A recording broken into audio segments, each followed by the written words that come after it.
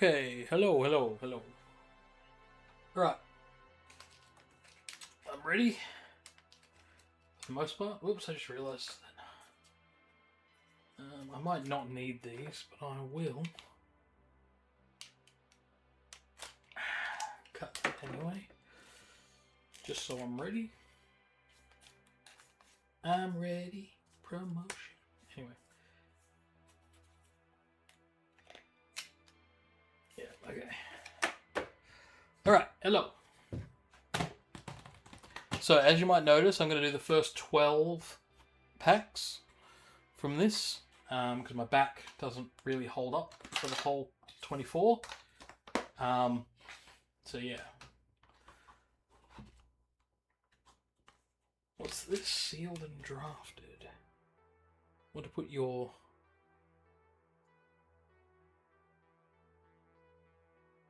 Packs and use the cards made to build decks on the fly in battle. They're perfect for new or players. Yeah, this can't... Okay. Cool. Just set that over there. Okay. Got my magnifying glass. Alrighty, so we're going to open up 12 packs. So, it's pack number 1. I hope everyone is having fun.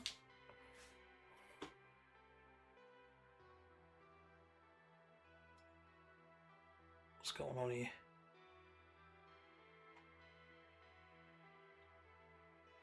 Okay. Weird. Right. This is pack 1. So you may notice that everything's out of the way. I've sorted my stuff out. I've sorted all my stuff. I've updated the my collections online. So if you wanna see all my cards I've got, go to AZ. Uh-oh. Give me 2 seconds. Hold on. It's...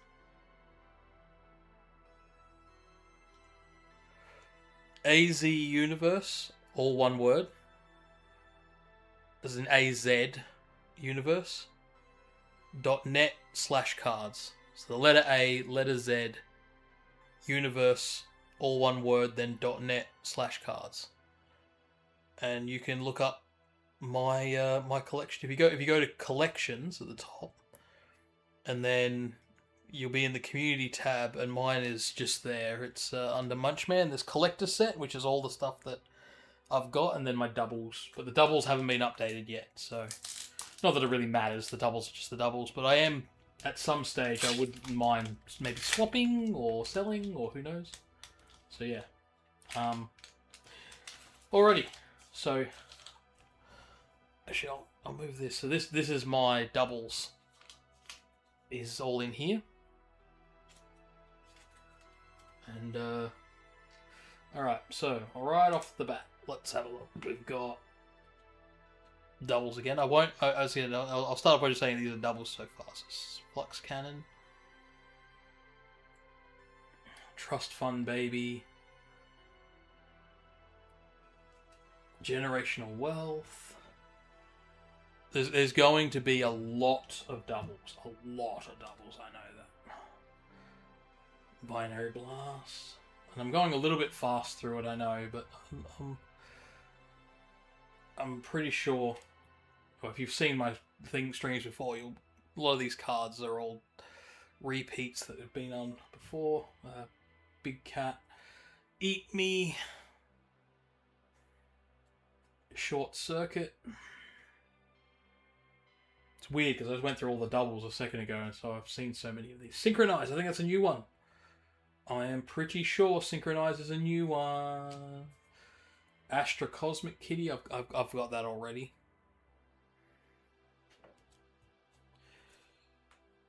Oh, Script Kitty. Scrapper. There's a new card next, and it is Omnis Deathbringer. Nice.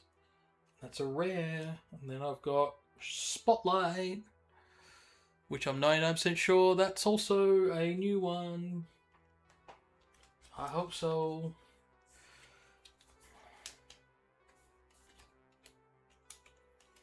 So yes, Omnis Deathbringer. Synchronize, I am also very sure is a new card.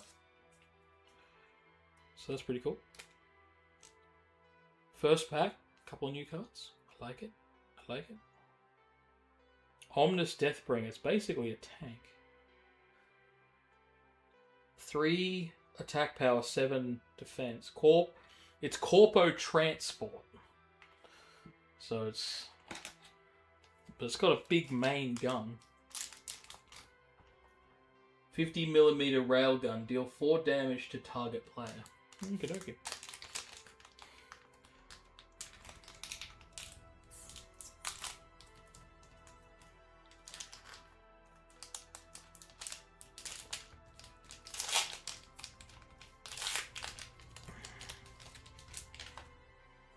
Okay, something shiny at the back.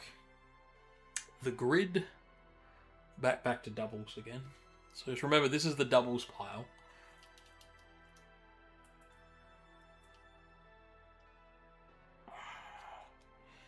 Memory leak. Admin. Overload Mark 1. Okay, hold on. Let's move this chair around a little bit. Maybe that'll make me less uncomfortable. Stretching and stuff. The plug. The star. Roadie. Skin Smasher. Beat Down. So if I hadn't have got those 9 packs, this would be a new card. These 2 cards, next cards would be new. 3 cards, actually. So this is Sneakerhead. I only just got this tonight already. Same with Badlands Marauder. And Growing Unrest. Hackathon. I'm not sure about Venture Capitalist. I might already have Venture Capitalist. I'm not totally sure, but here, this one, I'm pretty sure this one is a new one. I'm 99.9% sure. I've already got Synthetics, the normal. I'm pretty sure I don't have.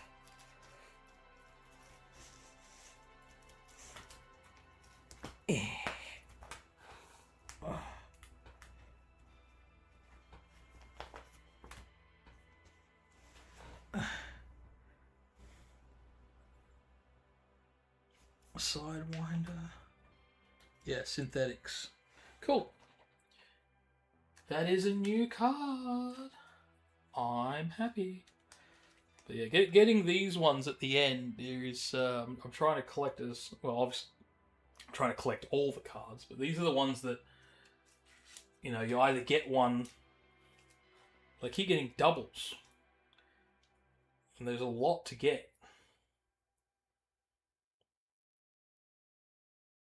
So... I'm going to stick that straight into my collection.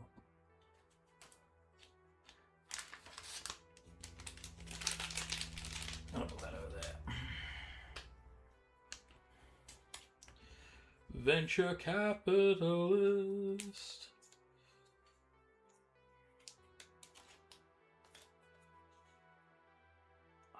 The more I think about it, I'm pretty sure I've already got Venture Capitalist, but we shall see. So I've been watching Reincarnated as a Slime. I watched part of it when it first came out,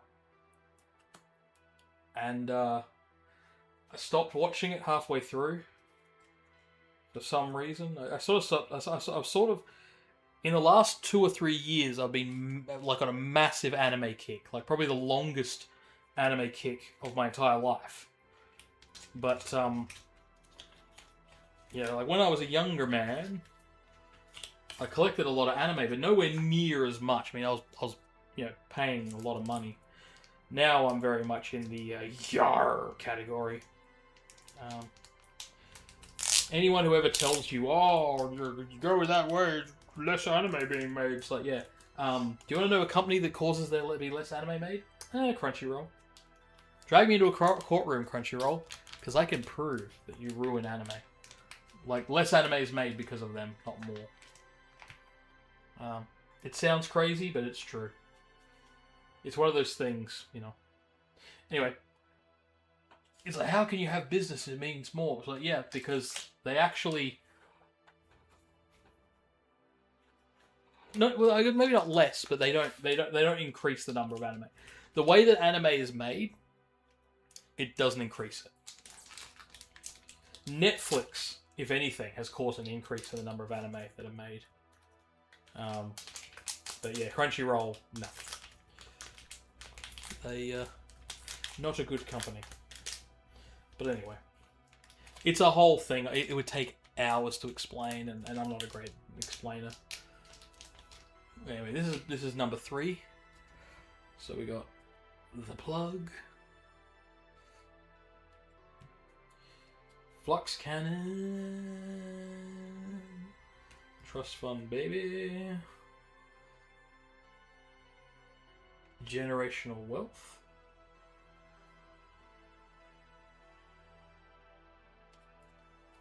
Cartographer. This is the problem, just lots and lots of doubles. Shredder. Death Metal.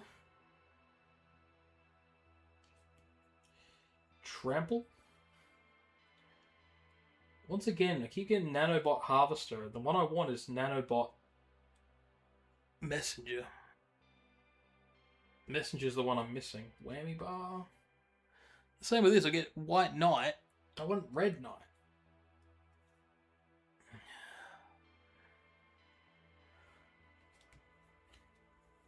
Garbage Day. Admit it, you were thinking that. Alright. And then we've got... Oh, hello. Okay, so this one is a double. All of the things are, but this is cool. I got the Moon.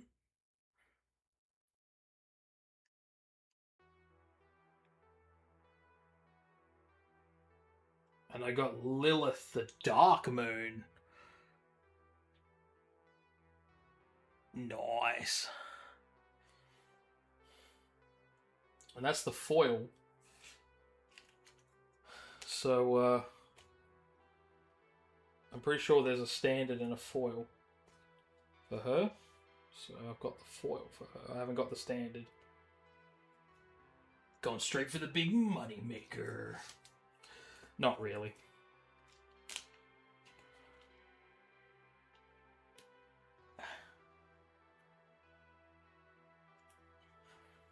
Lilith. Still got to double bag all of these, so just bear with me a moment. The Moon.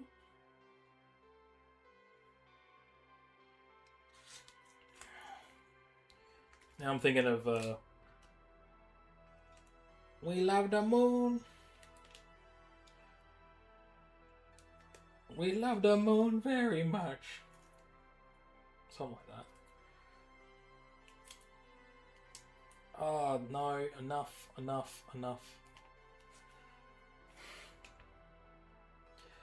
I already feel this one for some reason. It's nice and... It's too snug. Come on. All the way down. No. It's enough of that. Come on.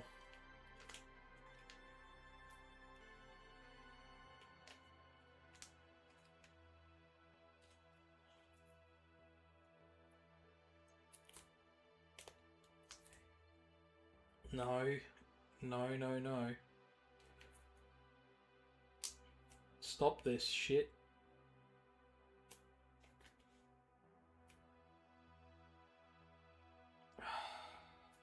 Fuck off.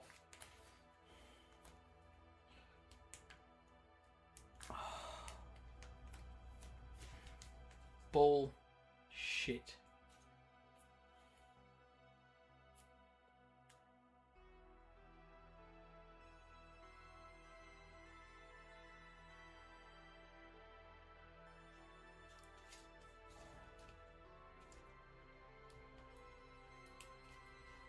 Just fucking go in.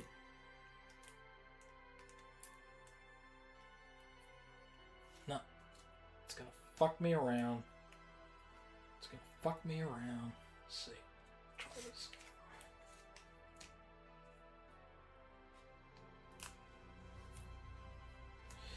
Straight in, no issues.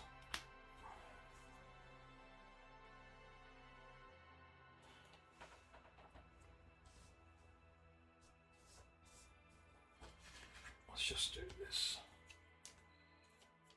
99.9% sure I need synchronized, so that will just get that.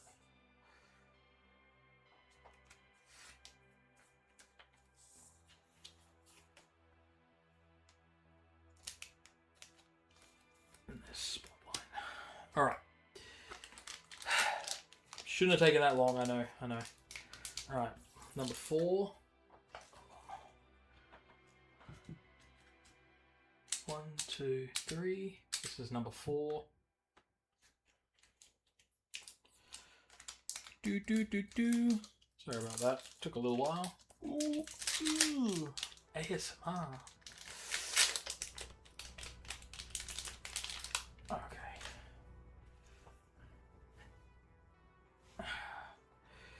Got Virtual Kid.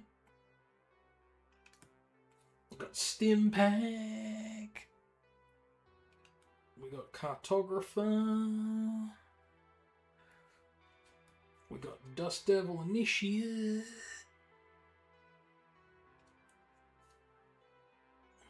Unpaid Intern. We got Spectrum 9mm.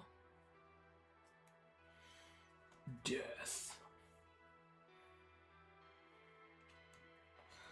Canyon Stalkers. Comb the Desert.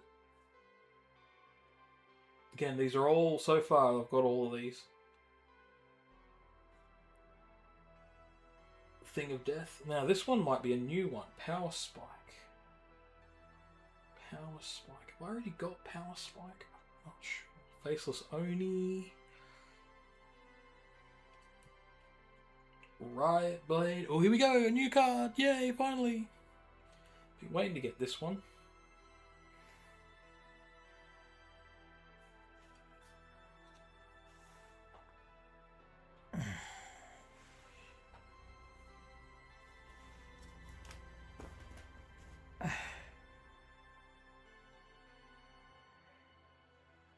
That's what I thought. That's a double. But yeah, Savage. Sorry.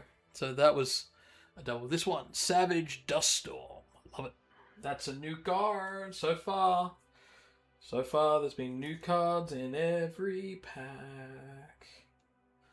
So far. We're going to start getting only doubles soon. Only doubles?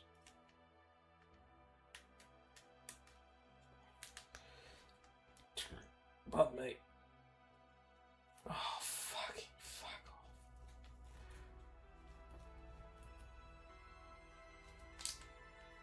It's gonna do it again. Sometimes you can get away with it twice. It's gonna jam up again, aren't you? You're gonna fuck me on the percentages, aren't you?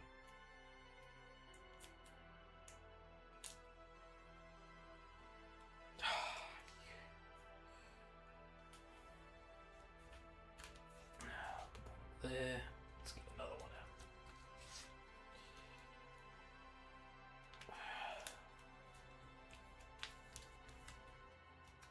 You played Riftbound yet? No, probably not. Yeah, really, only collecting new stuff for the most part. And hey, Michael 6331, how you doing? Yeah, no, I collect things that are in their first seasons, his first series. So I do like Power World and Neuroscape at the moment. Last year I did Godzilla, but yeah, I find it hard to get into stuff that's been like around for a while. I did Final Fantasy last year as well, but that again because it was new. Yeah, but I've heard of Riftbound. I've seen it there in the store and stuff, but yeah, I like my nephew. He gets One Piece, and he started at 9. But yeah, so it's yeah, like years and years and years and years ago. Back in 1993, I got Magic the Gathering when it first came out, and yeah, but yes, as I said, I've seen Riftbound in there, but I'm guessing you play Riftbound. Is it good? I don't actually play. That's the problem. I'm mostly just collecting. I wanted to see if I could play this, but I didn't. They didn't get me the. I couldn't get the 2-player pack, starter pack. So hopefully that's coming in the next few days. But it could be a month. It could be never. But anyway, Psychic. These are all doubles again. So this pile here is my doubles pile. ACPD drones. Whoop. I wish this would focus quicker. Yacht Party. Yacht Party. Ha ha ha. Okay, that's a bad joke. The Fool.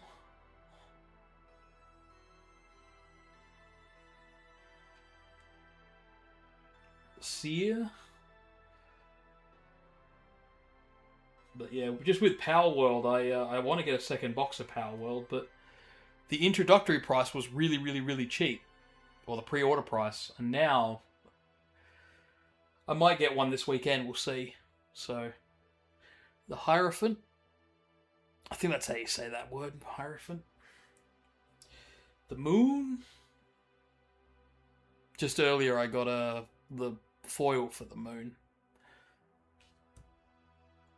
Groupie. Got a lot of the Groupie. Tagger.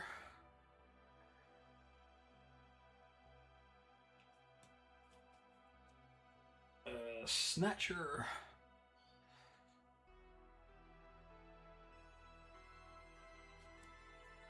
Yes, man. This is the problem. I've already opened one box of these last week.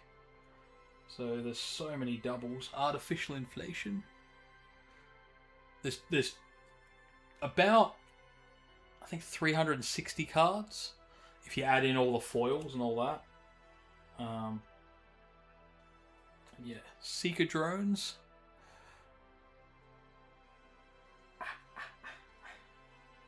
The Chariot. Sorry, that was just my leg acting up.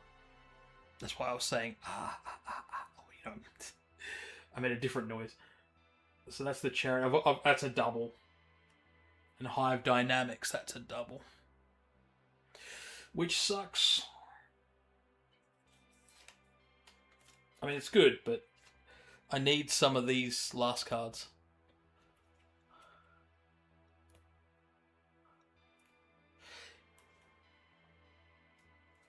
Yeah, I guess you talk about Riftbound, but TCGs in general have been going off. I actually want to make one myself, but in the last year, so many TCGs have just taken off. I actually, getting back to I said before about Godzilla, I actually I watched every single Godzilla movie. There's 39 of them, I think, something like that. I can't remember. And it was a bit of a slog. And that was all of the Japanese ones in Japanese with subtitles.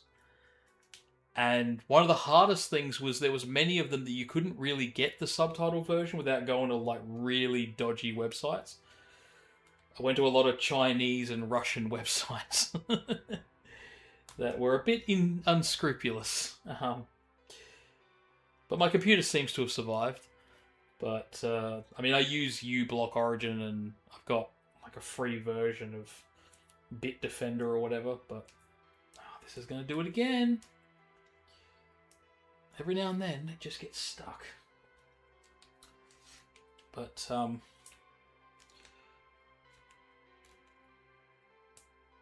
on. But, yes, the, TCGs in the last year, I was reading up on it, and they were saying that like they've just gone exploded with everything. Also, what's League? I'm not sure. I played League itself. So there's the chariot again. Alright, that's... Uh-oh. Am I not counting properly? 1, 2, 3, 4, 5. Yep, I gotta get on top of that. 5. So this is number 6. So we're halfway there.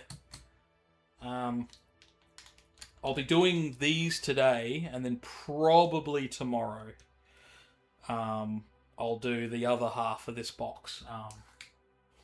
Because 24 packs, my back just can't hack it.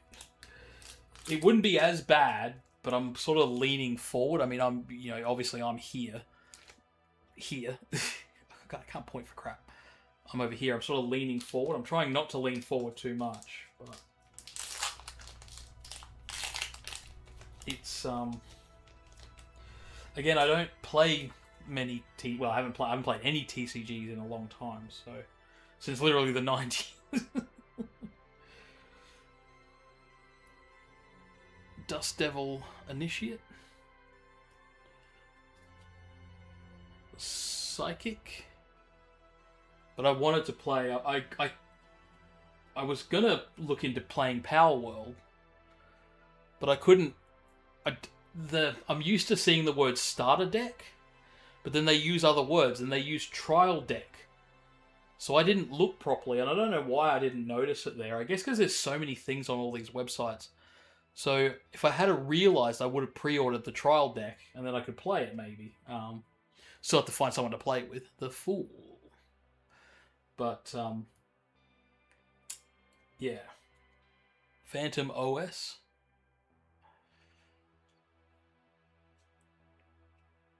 Drink Me. There's a lot of Alice in Wonderland references in here. Bob. I'm guessing Bob is short for Bring Own Bomb or something like that, because I know there's BYOB, which is Bring Your Own Bomb. Well, Bring Your Own Beer, but can be translated to Bring Your Own Bomb. Antivirus. Delete. Just Ice.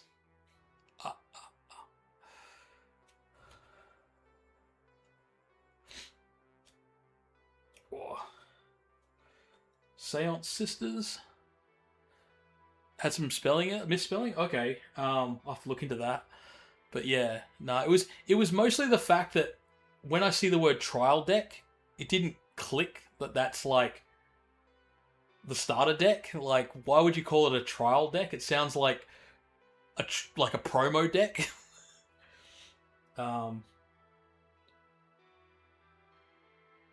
Yeah, no, I got Mad Honey just before.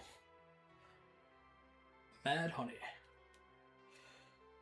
Then again, here's the look through the through the Looking Glass, which is the original name for Alice in Wonderland, which I think you probably knew that, but not everyone knows that. The Fool. Actually, I think the sequel book was called Through the Looking Glass. I'm not even sure now. I mean, hell, there's the Jabberwocky. It's funny because the Jabberwocky, there's so many interpretations. But if you actually read the original Lewis Carroll Alice in Wonderland, it's a thing that can't be described. Like, that's if you read the poem, it's basically saying it doesn't look like anything. So then it's like, now draw a picture of it. You know, make it a character in a movie. Like, oh, good luck. Deep Net. I'm pretty sure I've already got this. Deep Net.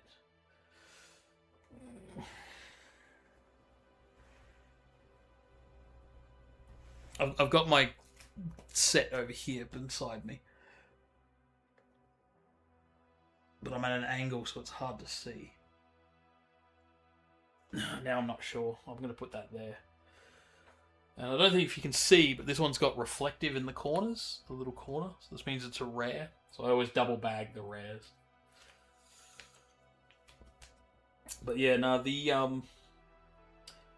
it's funny because I've been playing a lot of Power World, so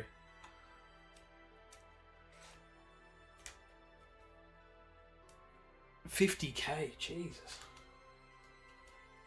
Yeah, bloody scalpers. I just looked at this Jabberwocky. It's got 9 attack and 9 defense. That's a bloody powerful card.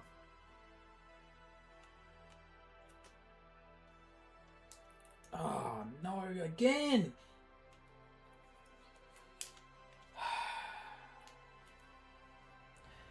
I'm getting tired of these not fitting. I'm just gonna fuck up. So, but yes, the yeah, I am a bit worried with the Power World because because the game took off. Suddenly, the Power World TCG took off, and I'm a little bit worried that I've missed out. Yeah, it was a Kickstarter project. Vince V4630. Everyone's got numbers. Actually, I think mine's got numbers. Well, I got Munchman 984. But yeah, no, they. It's new. It's sort of confusing. If you look it up, you'll see people have had it for 6 months or 4 months because there were the Kickstarter rewards. Then they've just released Genesis, so it's got here on this box Genesis, and Genesis is the sold to everyone, but it's also called Genesis Unlimited. So some websites have it written up as Genesis, and some have it written up as Unlimited. They're actually the same thing, as far as I can tell. But yeah, so it's cyberpunk style game. And as I said, I'm doing half of them, so this is 7.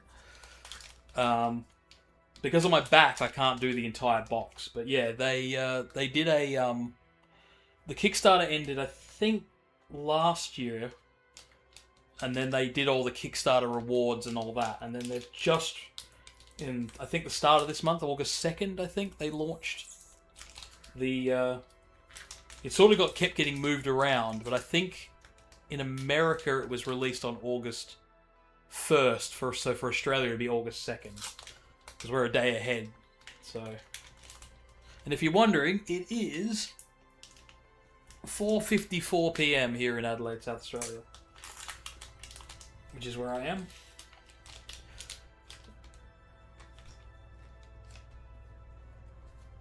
Yeah. I'm assuming this came out. By the way, I love the packaging. I don't know if you can see, it's all reflective, which is pretty cool. Yeah, it's, as I said, this has got like Alice in Wonderland style. So here's like the Jabberwocky. It's all reflective now because it's double bagged. But yeah, like it's got there's even like a card called Deja Vu that's a cat. So it's straight up like from the Matrix. And a lot of stuff, but it is interesting. So we've got Stim Pack,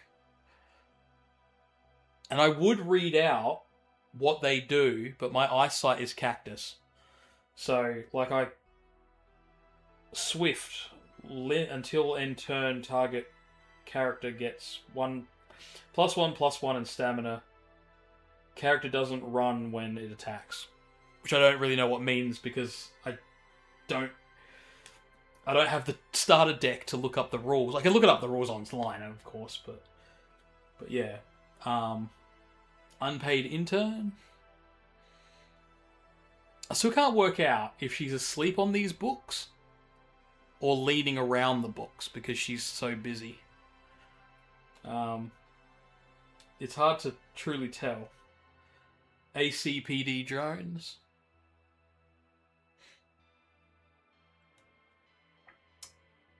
Should I make the dumb joke again? Yacht party? Sorry. Yacht party. If you've ever watched Monty Python, the original Monty Python, they have a joke where he's like, my name's, I can't remember what his name is, something luxury yacht. And I didn't pick it up for like till my third viewing, and I'm like, luxury yacht. It's like if you watch Holy Grail, Monty Python Holy Grail and the Holy Grail. when the Frenchmen are yelling at them, they go, "You silly English knigget," and a lot of people miss it. He's saying knight, but he's pronouncing it wrong. So instead of knight, he says knigget. It's the same as if you say kniffy instead of knife, but you say out the letters differently. So it's like kniffy. Or I had an uncle named David, so I always just say David. Hey David, what are you up to? Coyote Raiders. Sorry. So it's got like a these guys are very much like Mad Max-ish,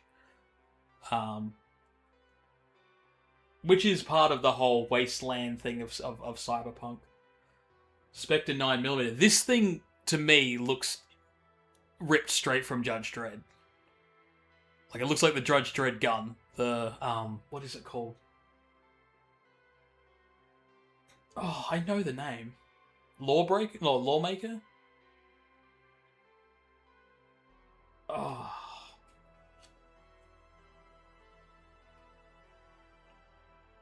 Why can't I remember the name of the gun? It's right there in my head. Where there's death.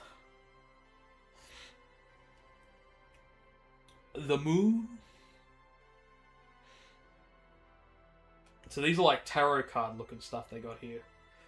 Groupie.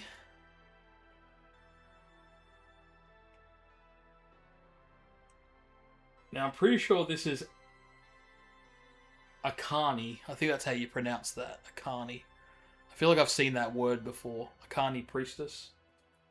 And Akani bloodletter.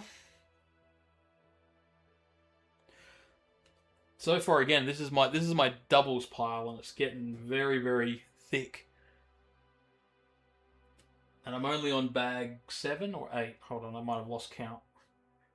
Spirit Guide.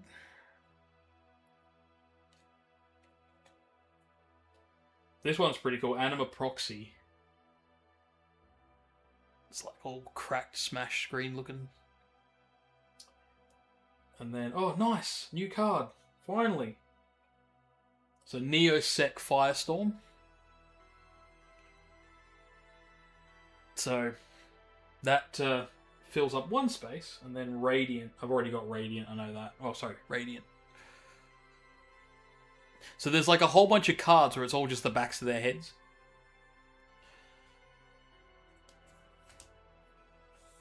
There's like this one here, Deep Net. Yeah, Neosec. I'll show you again the Neosec Firestorms. I don't know if I gave a good look at it. So it's a big like mech thing. Got a flamethrower, and I'm guessing it's a missile launcher. 6 attack, 6 or 8 attack. My eyes are cactus. It's either 6 or 8. And 7 defense.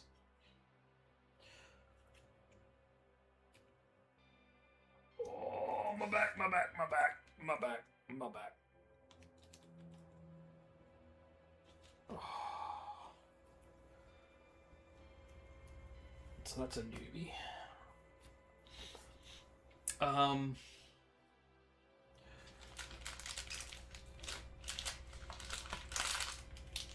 Give me a second. 1, 2, 3, 4. 1, 2, 3, 4, 5, 6, 7. So this is 8. Alright, it's 4 to go after this. So we're getting there. Let's get some ASMR. Oh, how satisfying was that? It sounded just like a fart. Sorry. Although I've heard there is fart ASMR. Don't know about that. Hackathon. I'm wondering if Hackathon is a reference to Hackers, the 90s movie. Scrapper.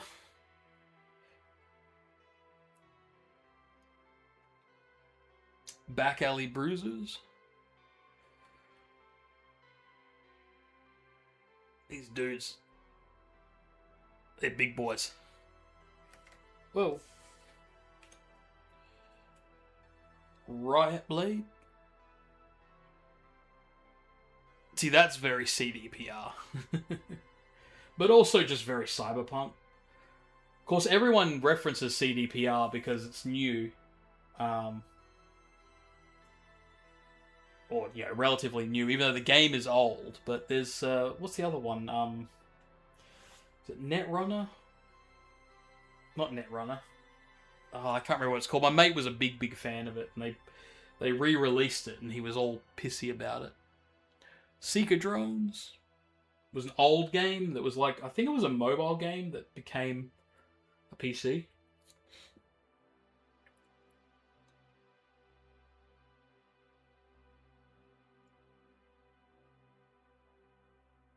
It does have one dice. In this pack it had a dice, but just a D20. Whoa. So it did come with a D20. And the 20 symbol is actually like, it's a little like moon. Half moon looking thing. But admittedly, with the I want to make my own like TCG thing, and again I want to do the similar thing with just one dice or two dice, but it'll just be regular dice, and it will be for random. But then the more I'm thinking about it, I probably don't need it. I'm probably just trying to gimmick it, and why do that? Here's the star.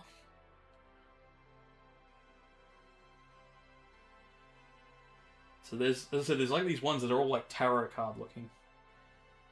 And then you go, there's a whole bunch of like music ones as well, which again, the music thing makes you think of Johnny, from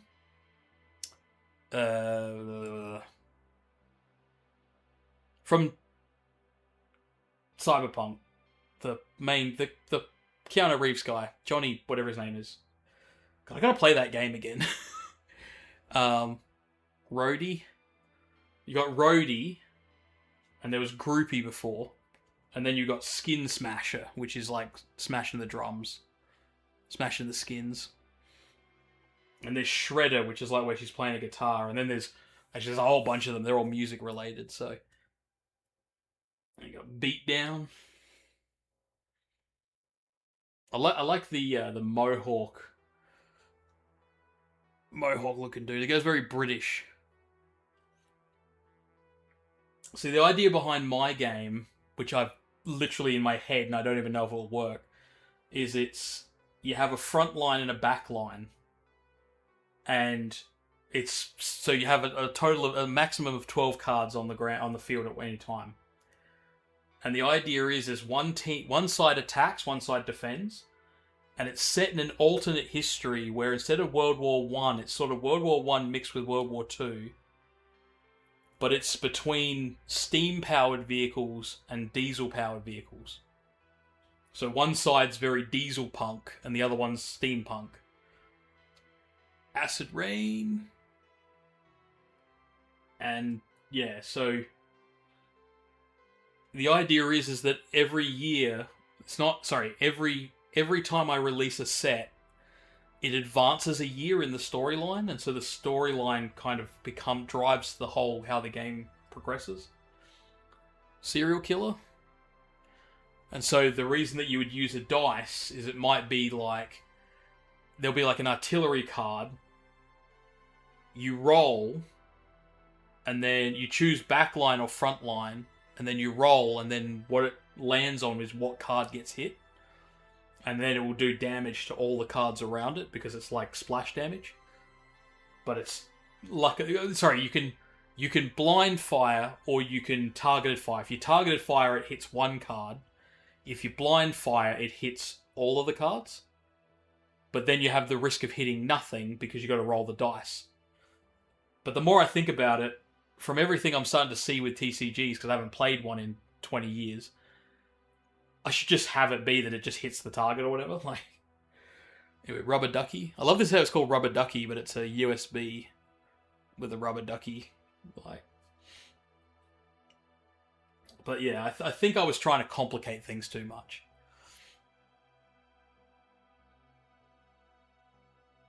Yeah, it's I've had the idea for a couple of years. I actually originally wanted it to be figure like miniatures, but yeah, it's one of those things, and it actually started with mechs, and I might still go back to having mechs as well. The idea was that it had like mechs, and then so there was like a steam powered mech and a diesel powered mech. Pardon me.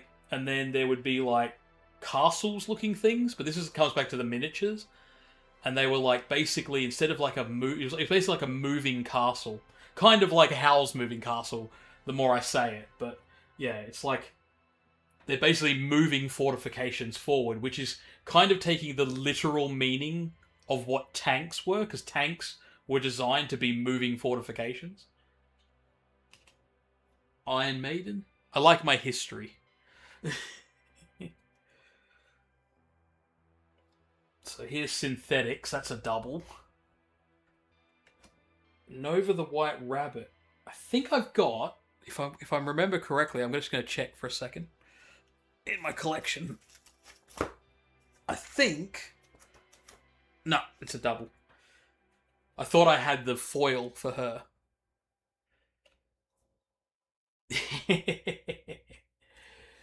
We're not going back that far, but yeah. So a big part of the game would be that there would be each of the card sets. So you have the BAV system, I call it. So there's basic, advanced, veteran, and specialist. And then on top of that, there's vehicles, which is another V, but it's like vehicles are sort of separate. So one of the things with the game is that you've got requisition forms, and the requisition forms, you get two of them to begin with, and then over time they build up, so the game gets faster. And you either got to save them up to get your bigger units in, or you have cards. So it's basically you get it will have tokens, and I think that's the one area that some people might not like, but it will have tokens. And the idea behind it is that every turn you can call in basic units very easily, and they're your cannon fodder. But I'm looking at it from the perspective of actual history, which I've got to be careful with, because otherwise you start getting lost in the weeds because you're trying to make it too realistic, and it's a fucking card game.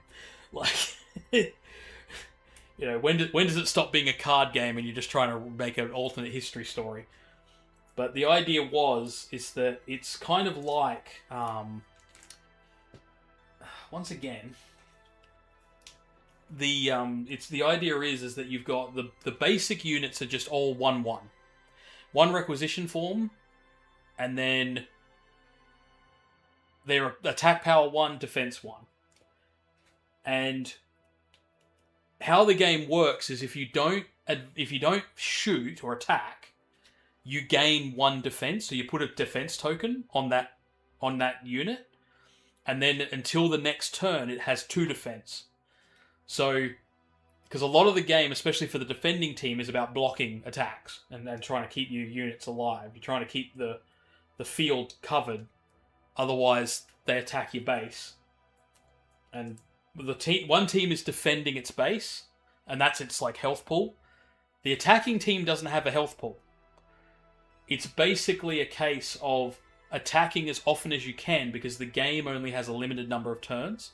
Originally, I didn't have that mechanic, but the more I've looked at games, I didn't realize that most games, TCGs only last 8 to 10 turns, and I'm like, wait, what? I've got to look into that a bit more. I should go down and watch people playing like Magic the Gathering and stuff. There's a few places here in Adelaide that I can go to. The problem is everything I collect is online because no one sells them locally. But yeah, they the idea is that the attacking team has to try and wipe them out as quick as possible, or do as much damage as possible, and then the defending team has to stop from being wiped out. Admin. But yeah, so a big part of the game is you have requisition cards. You can swap a requisition card for a fuel card, either diesel or steam or coal, and then you use those to get vehicles. Vehicles are powerful, but you need to actually... They have like basic attacks, and then you can use fuel to use their more advanced attacks. So they have like a base attack, and then they have like special attacks. So it's things like bombardment or something like that, where it'll hit like multiple cards instead of just hitting one. Overload Mark 1. Why does this card feel folded on the back? One of these cards is folded. It didn't come off the line properly. I don't know if you can see that. Yeah, when it's separated from in the factory, it's left an indent. It's hard to see. It's right here. You can see the discoloration. It's not a huge problem. It's a standard card. And I think this is the third one I've got of it, but a bit annoying. I could feel it in my hand holding, like, because I'm holding them like this, and my hand is going, what is this indentation? Anyway, Binary Blast. But yeah, it's, I've got to work it all out, and I've got to get people to test it, of course, as well. But the idea is, in the first release of cards, there'll only be a limited number of cards, but it's... Yeah, the basic units are like 1/1, and then there's the advanced units. They'll either have extra defense or extra thing. And the idea about advanced units are, and this goes into history, when World War I started, most people who'd used a Gatling gun had used them against like there was a lot of British people who knew the Gatling gun and the Vickers Vimy and stuff like that. But they literally used them to just slaughter Indian people. Like, when I say Indian people, I mean Indians as in from India. During the uprisings. So the enemy they were fighting either had old school muskets or single file rifles, and they were using machine guns. So when they entered World War I, a big reason why World War I was such a piss take, I want to say piss take, sorry, it's not really the right word, but the reason why World War I just absolutely got, like, you know, people got decimated in the no man's land. They didn't know what the hell they were doing. They literally just slaughtered people with these weapons. Now, they were up against the same weapons now being used against them, and they didn't know what to do.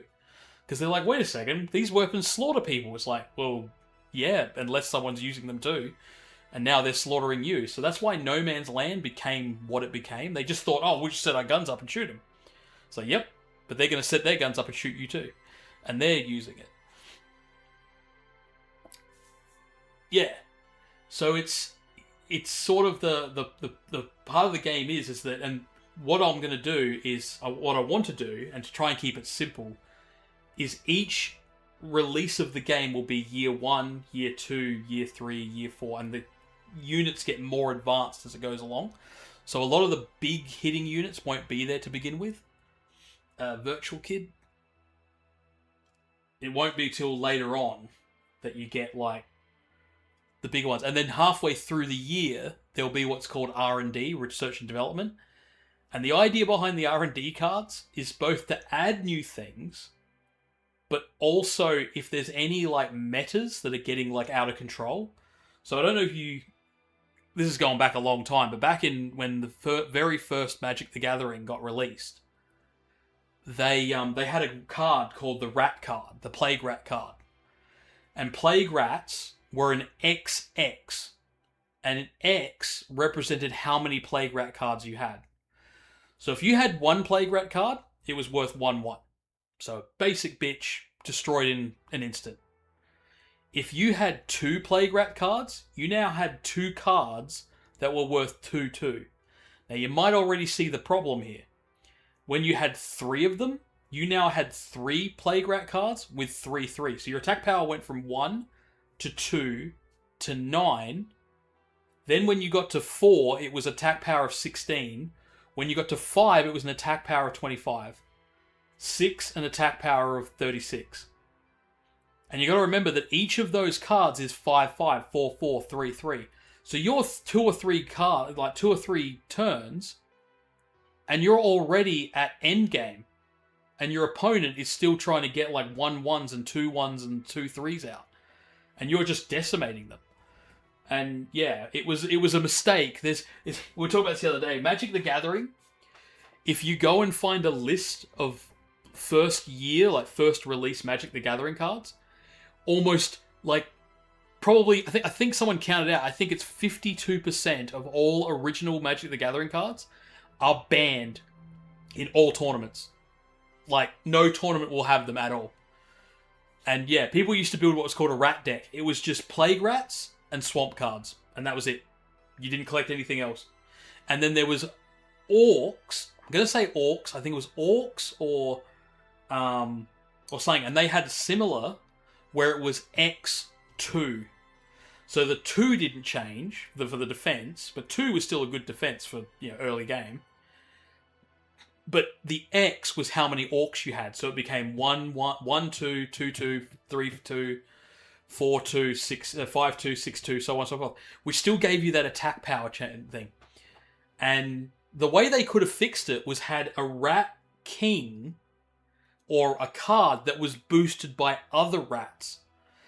What they didn't realize was each rat gets more powerful, but then you have more rats, so it doubles the power. They were sort of looking at it, going, "Well, you have 1 rat, then 2 rats, then 3 rats, and then you'll just have 3, 3." It's like, no, you'll have 3, 3 times 3, which is 9, and it's like, oh shit, yeah, we forgot about that. Like it was just an oversight. But yeah, Series 1 or original series Magic the Gathering, the banned card list. Most people won't even play you if you've got an original. I mean, the cards are worth a lot of money now, but I think they are. But yeah, most people are like, don't even bother with a year 1 or year 2 like release of Magic because so many cards are banned. Comb the Desert. By the way, every time I see Comb the Desert, and I've got about 10 of these cards, all I can think of is the combs from Spaceballs, where they're combing the desert with the actual combs. Seer. There's like a group here where it's like Seer, Psychic, Seance Sisters. So there's like a whole bunch of mystic stuff. And yeah, this is again the tarot card stuff. The Hierophant. I'm pretty sure it's Hierophant or Hierophant. I'm kind of going with the idea of hieroglyphs. So I think it's Hierophant. And you got Tagger. But yeah, I'm always worried that there's going to be a meta. So the idea is that R&D will be... The idea behind R&D cards is that buying back into the storyline, it's rushed out stuff. Like one of the ideas is to have boots, because I'm planning to release it that the war starts in winter, and then you get boots which give an added defense because your units. The theory is that if a unit's moving fast, it's dodging bullets. If it's got better guns, it's got better attack. So yeah, Cortex Crab. This one's crazy. It's like a dude with a crab digging into his brain. Gotta love that.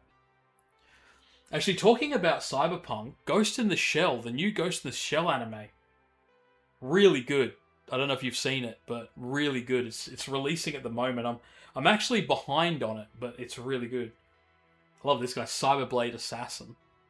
This is a repeat, but it's the first time I've seen another one of it. Is it got the reflect? No. Whoa. And then Drive Saw. Another crazy weapon.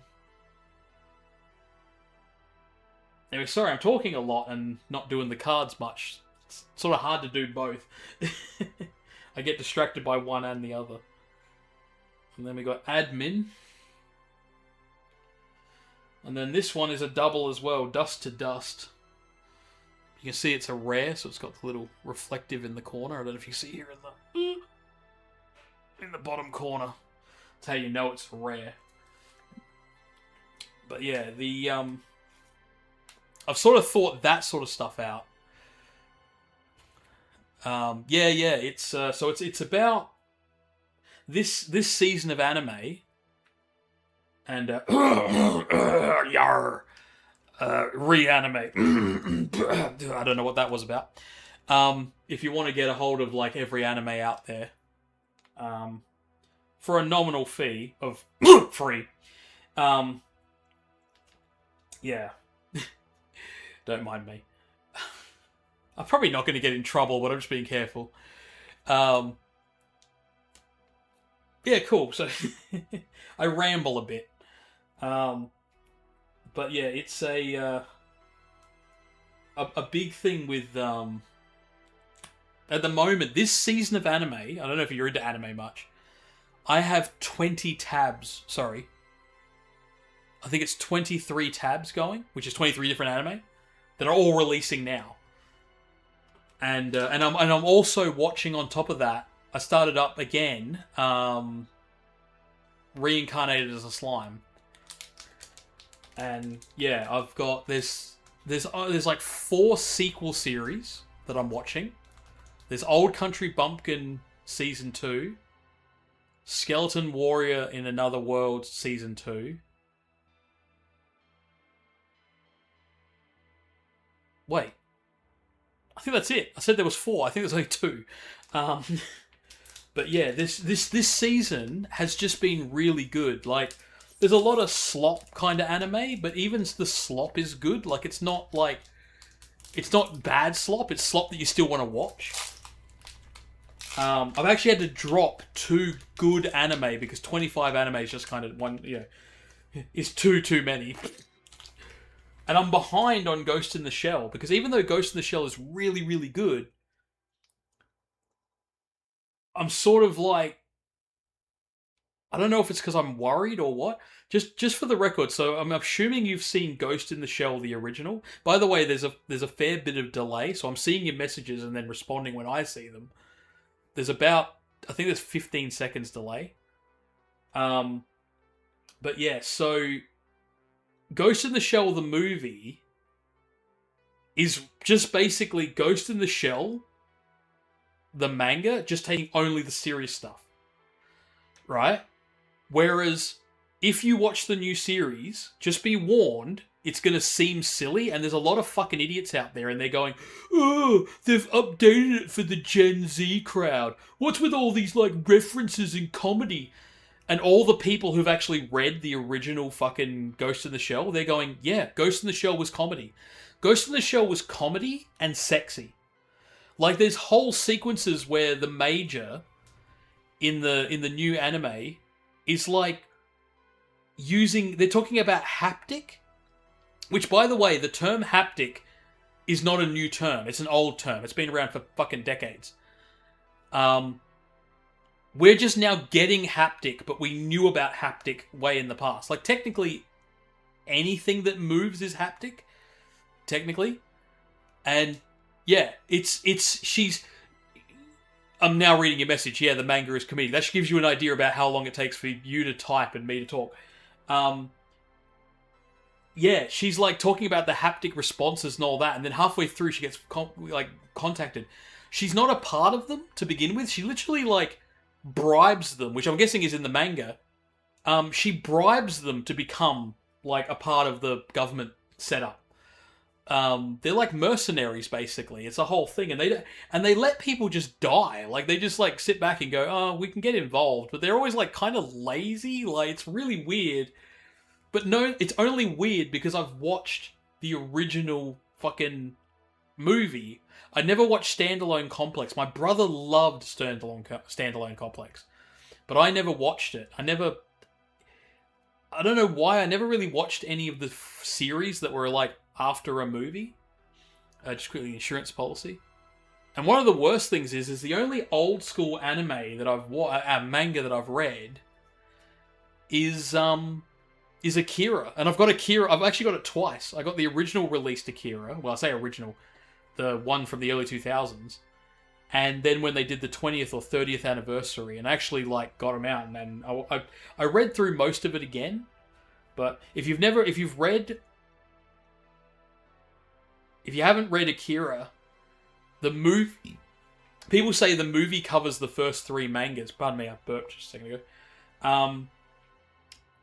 But the movie, it doesn't really. Like, it's very different. I think the funniest thing with the movie is they turn the woman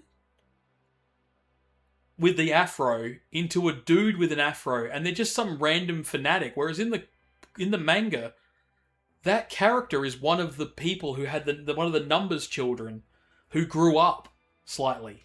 And this whole thing, and it's like, in the movie, they make it into just some random fanatic character that just randomly dies. Like, what the fuck? I watched the movie first. I watched the movie when I was a kid. I'm going to sound really... I'm 42, so, getting on. And that's the joke. Like, in 1993, 1994, around then, that's when I played Magic, right when it came out. And didn't know that till recently. And people are like, oh, it came out in 93. And I'm like, wait, that's when I was playing it. Was I playing it when it first came out? Like, holy shit. When I was a kid, I just assumed it had been around for ages. Chain amplifier. Just to give you an idea, I went to an all-boys school. And you would go to the library, and everyone was playing Magic the Gathering. There was like... And not just nerdy kids. Like, the school I went to... By the way, have you ever heard of Blackfriars? Do you remember a few years ago, and you might not have seen this, there was a news article for a school where they had a statue. It was a statue, I think, of Saint Dominic, and he's giving bread to a kid, but it looks like he's holding his dick, and he's, like, giving the kid his dick. And the statue got, like, international attention, and the weirdest thing is I went to that school long before. The statue was, like, 2017. I graduated school in 2001 and didn't even graduate from there. I left there in 98. But, yeah, someone from America was like, wait, you said you were from Blackfriars? Because I don't mind giving that sort of information out. Because a lot of kids went to Blackfriars. And he's like, did you know about the statue? And I'm like, what statue? And if you go to their Wikipedia for Blackfriars, it's got an entire section explaining about the statue. And if you try to look it up online, you'll find a lot of the censored image, but you can find the original image. And it's yeah. They had some woman going, I can't see the problem. And it's like, maybe you can't. But I can. It seriously looks like he's handing the kid his dick. Darkstone data shard. There's 3 data shards, and I keep getting the same 2 over and over again. I want to get Amethyst data stone. Digital Spectre.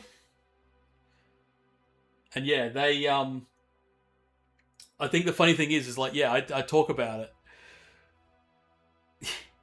Questionable posters, very nostalgic. Yeah, so it's weird. Like, as I said, I went to that school, and then yeah, it was an all boys school, and they actually had like you could get scholarships, like sports scholarships, to go to Blackfriars.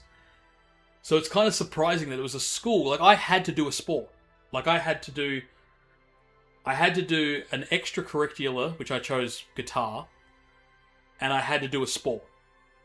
And I kept bumblefucking around with the sport, and then eventually they let me just do the guitar, and then I sucked at that too. Nanobot Swarm. And then, but the joke of it is that, yeah, like, there was so many kids playing Magic the Gathering, like in the lunch area, like so the library was like a very big library, and it had tons of tables for studying. And there's us all playing fucking Magic the Gathering like all day long. Bob. And then I got out of TCG stuff for like years, like didn't have anything to do with it. Early 2000s I got into anime. Mostly because of Easy DVD. There was a shop here in Australia called Easy DVD. And, antivirus, sorry. And what happened was they had an anime section. So you would go in, and you'd go to the anime section, or you'd go into the city and they had a shop, and it's still there actually, Shin Tokyo. It's moved location, but it's still around. Yep. So that was happening. Like, I was entering the workforce. My graduation year was 2001. So that was a crazy year to graduate. Like, we didn't know if we were going to have exams. And that was in Australia. We would... I'm talking about 9/11. 9/11 happened.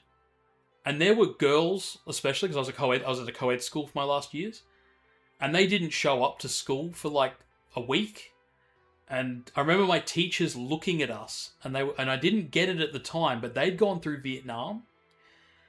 And so they were looking at us thinking that we were going to be drafted and go to war. And they thought this might be the last time they see us, not only like because the end of school is the last year, year 12, but this might be the last time they see us until they see our name in the obituaries, you know what I mean? Because no one knew what was going to happen. Delete. And then,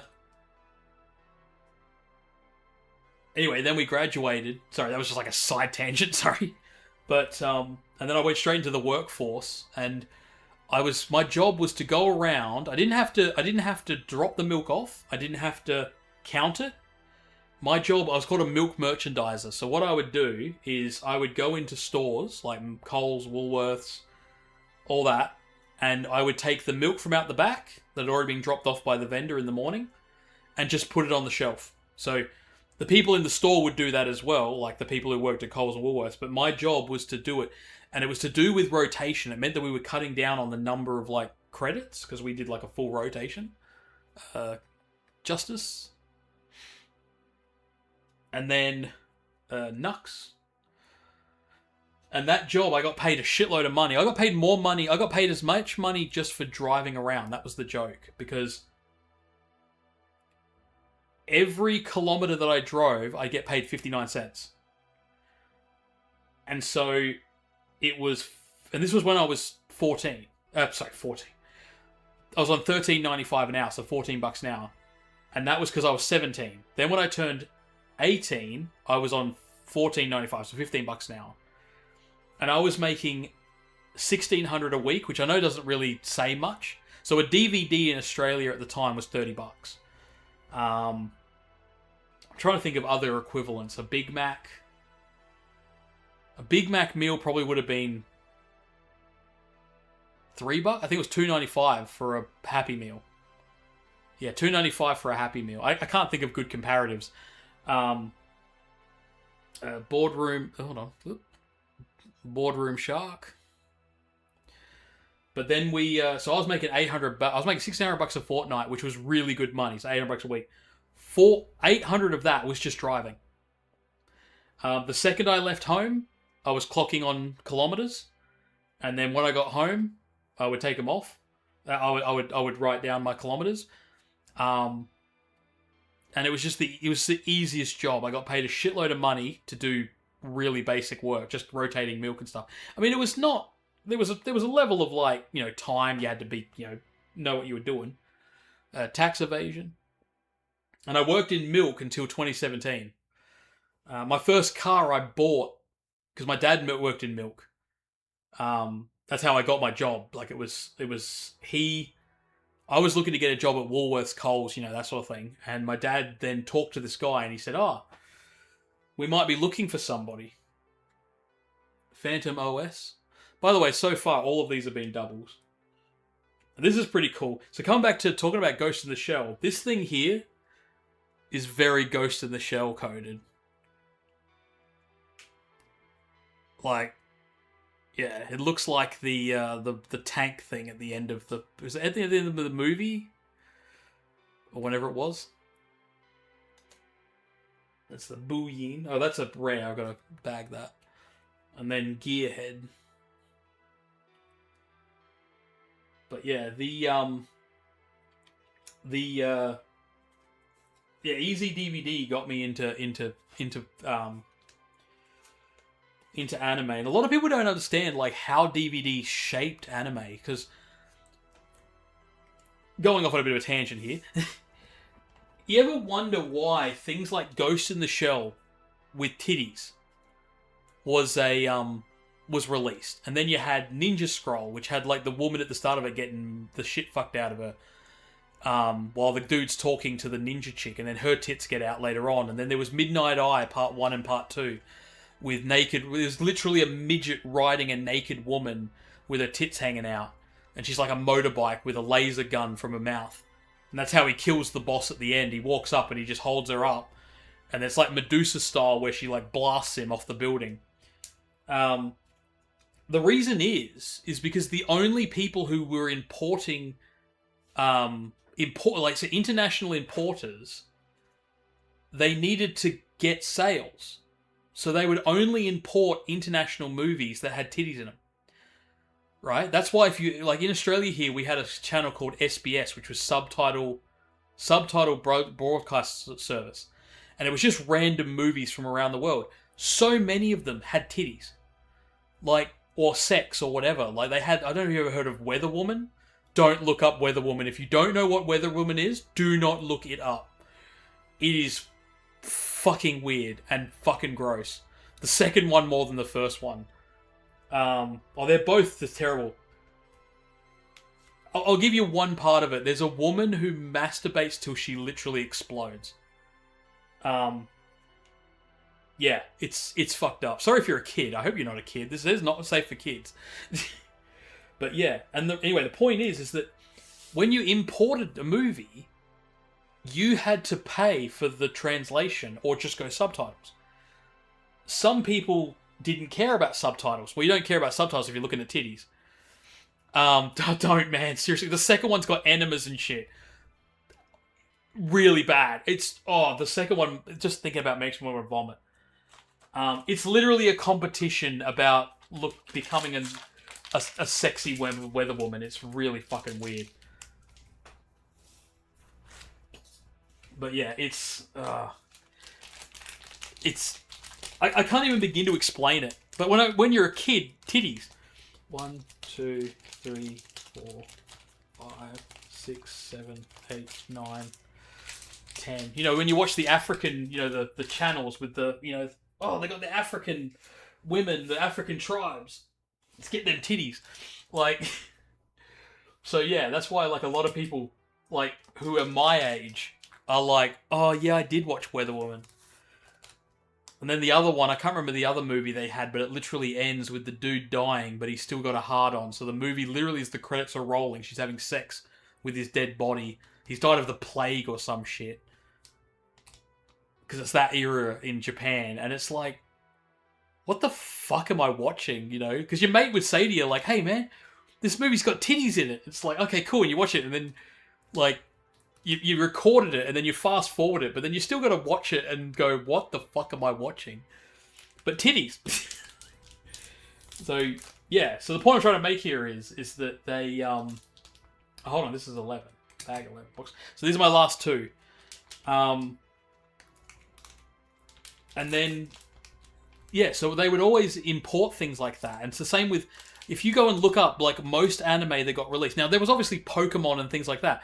So there was kids Pokemon, there was kids anime, and there was sort of a few in there like Robotech, which was a bit smarter, and there was Technoman, Guyver, things like that. But even those had, some stuff in them, women in bikinis and shit. But it was because the companies importing them normally imported porn. So... And the reason is because do you do subtitles? So when you had to release a VHS, do you release subtitles or do you release dubs? If you pay for a dub, it's really expensive. So they were like, well, people aren't going to want to watch a movie that's got subtitles, so have it with titties, and then at least they buy it to watch it for the titties. And then they lie to their wives and say, oh, I'm just getting some culture from around the world. It's like, yeah, so why are your pants down? But yeah, so by the way, it sounds like I've thought about this really long and hard. Not really, I'm just a dude. But it is a whole thing. I don't know if I want to know what that is. Stim pack. But yeah, so anyway, the point I'm trying to make is when DVD came along, because you've got to pay for the dub and then release it on VHS and then hope it sells. When DVD came along, you could have dub and sub on the same disc. So it meant that you could get both markets without compromise, without having to like flip a coin on which one would be successful. And that's why anime exploded in the early 2000s. DVD directly influenced the sales of anime and which anime got imported. And that was when you see the diversity of anime. And it 100% had to do, And I want to remind you that there was a diversity a little bit, but you're going from like 50 anime being released in Japan in a year, and 5 of them go to America and Australia and the West. You know what I mean? And UK. To 150 are getting released in Japan, because they were picking up the market as well. There was also a push in Japan to make money off the Western market, so they were footing the cost for translations as well. There was the big Western push. You'll see it with video games. What happened was there was a market crash in Japan.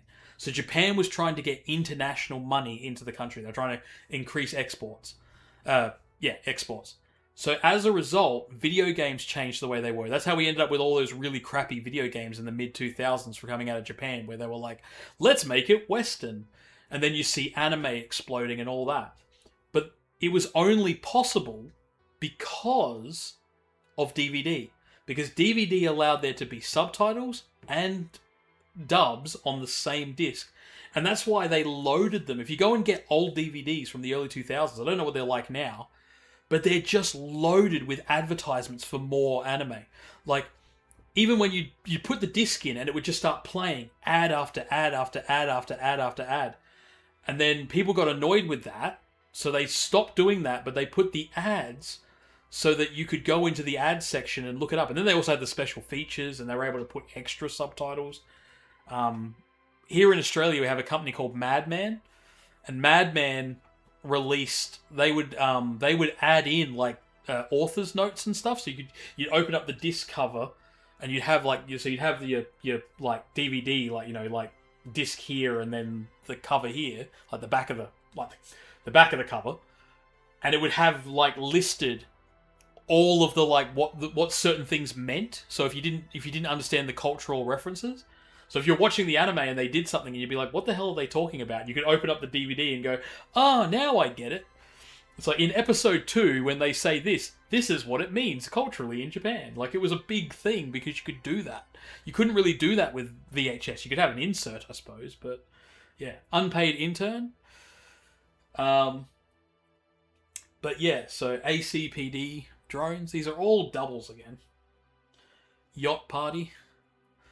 But yeah, if you've ever wondered why anime used to be pretty much always had some nudity in it, especially the movies, and then you don't see that at all now. I mean, don't get me wrong, like, you know, hentai exists, but you don't see them being released or shown on TV, and it's like, yeah, because the DVD market changed it. And same technically with streaming. You can choose different options with streaming. Coyote Raiders. Now, of course, everyone just wants to get anime straight up, like, from the start. I love fishing, just quickly. This is fishing. I love how he's actually fishing for a robot.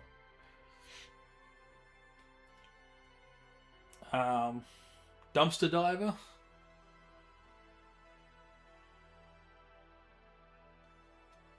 Exterminator.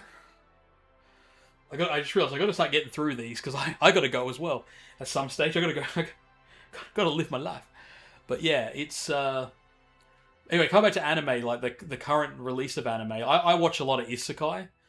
I hope you know this. Isekai just means another world. There's resurrectionist isekai.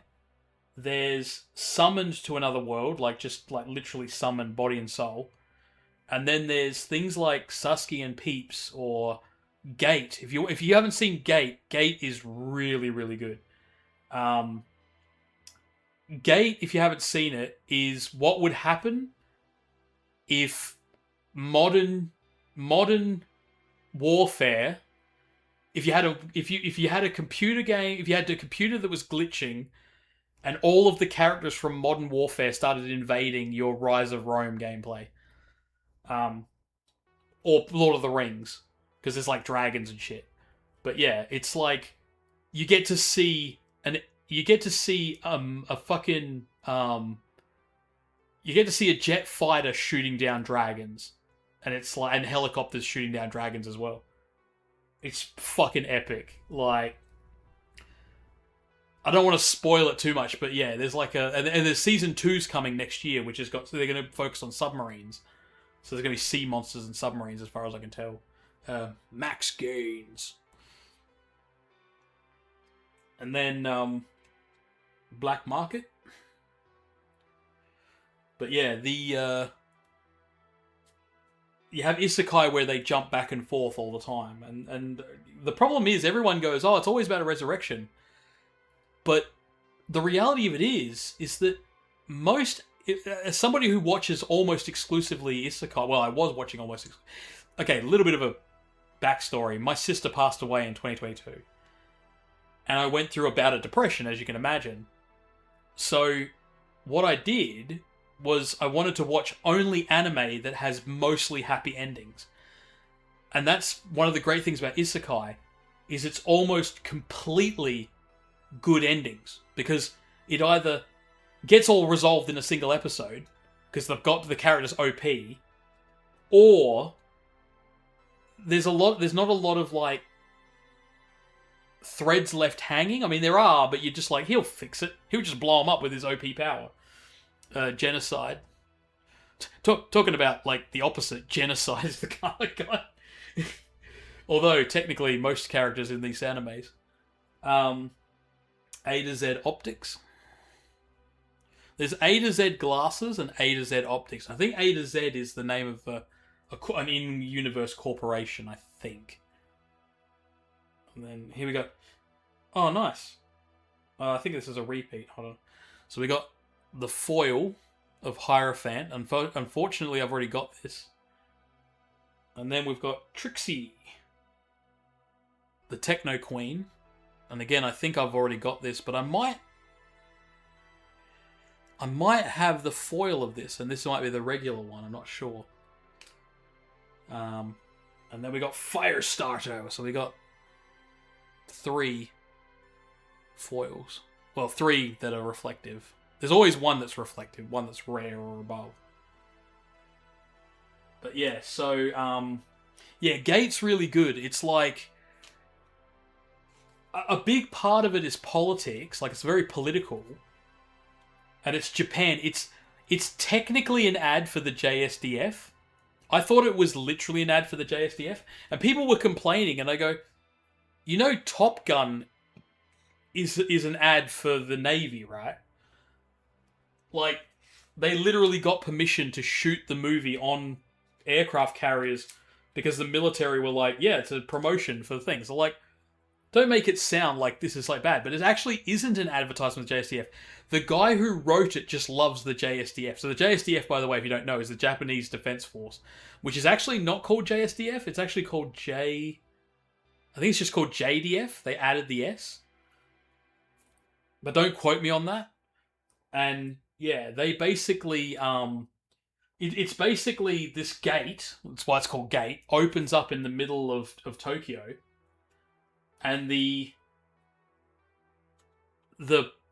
bunch of humans and orcs and like mysticals, but like Roman, they're like Roman era sort of, like the dress, the get-ups, invade and kill a bunch of people, drag a bunch of women off who get this women get raped and stuff. You don't see it, but yeah, like it's pretty full on. And then the closest you get to the rape sort of stuff is there's a bunny girl who's like from the universe, but there's a whole backstory to her. And yeah, so basically what happens is the main character. So instead of being OP where the characters like gain superpowers and magic and shit, they're just OP because like, oh, these guys, they're really OP. They've got magic that allows them to see in the dark. And it's like, no, they've got night vision fucking goggles. So, like, there's a scene where they're at this gate for this fortress, and they're like, don't you need, like, a light to be able to see, like, when the enemy attacks at night? And they're like, no, we're good. And they're wearing night vision goggles. And they're just doing what people ask them to do. They're not, like, basically Japan's trying not to be seen as invading. And so it's all about, like, modern politics, where, like, you know, like when we win, they're expecting like us to come in and rape and pillage and destroy, but they're like, no, that's not what we do. Like, even though you attacked us, we lived in modern times, so it's like, no, we're going to negotiate. Like, there'll be war reparations, but we're not going to, we don't rape and pillage and murder. Like, that's not what we do. So they're like really amazed at like, they say that we're weak, but in reality it means that a lot of their enemies don't remain their enemies. They end up becoming their friends. Like, it's trippy. Again, I'm trying not to give too much. I'm trying to stick to like the first few episodes. And then on the other side of it, there's a chick who's like a sage or a cleric. And she's reading books on like science and then applying science to magic. So she's like, if I make an ice dagger and you throw it, right? So it's like, cast ice dagger. And then she's reading about physics, and so she learns that if she makes an ice dagger, but throws it, instead of throwing it at like 50 meters per second, if she throws it at 300 meters per second, it'll actually penetrate armor. Right? Or whatever it is. Because she's starting to learn about force multiplication, basically. Like, she's basically applying magic and making magic gun power, basically. Like, yeah, like, because she's like applying it. It's really, really cool. Like, her magic becomes really powerful, but because she's applying like science and mathematics in a way that, she didn't know before. And yeah, so it's really trippy. Like, it has so many little concepts that are going on all at once. And then there's like a whole section about one of the characters gets super PTSD, and they have to try and help this character. And then, yeah, there's like a whole bunch of stuff, and it gets into like the gods of the world and stuff. I'm getting into spoilery territory, but yeah, it's one of the best scenes. If you watch YouTube shorts, one scene that keeps coming up is the ride when they come in with the helicopters, and they literally put on the speakers and play Ride of the Valkyries, the boom, boom, boom, boom, boom. No, that's not how it goes. I'm pretty sure you know Ride of the Valkyries, but yeah, Rise of the Valkyries? Or Ride of the Valkyries? Hold on. Oh, now I've forgotten if it's a D or an S, but anyway, the enemy is confused because A, they're flying in these like weird vehicles, but they're also confused because instead of making like roars and growls like a dragon would, they're making music. It's like, what the fuck is going on? But there are like war trumpets in this world, but it's like, the difference. But yeah, it's I really love Gate. It's one of the few anime I've actually watched it twice. Yeah. Another good one for different ways of doing things. And again, it comes into OP is the realist king travels to another world or is summoned to another world, something like that. And he gets put in charge of being the king as soon as he arrives.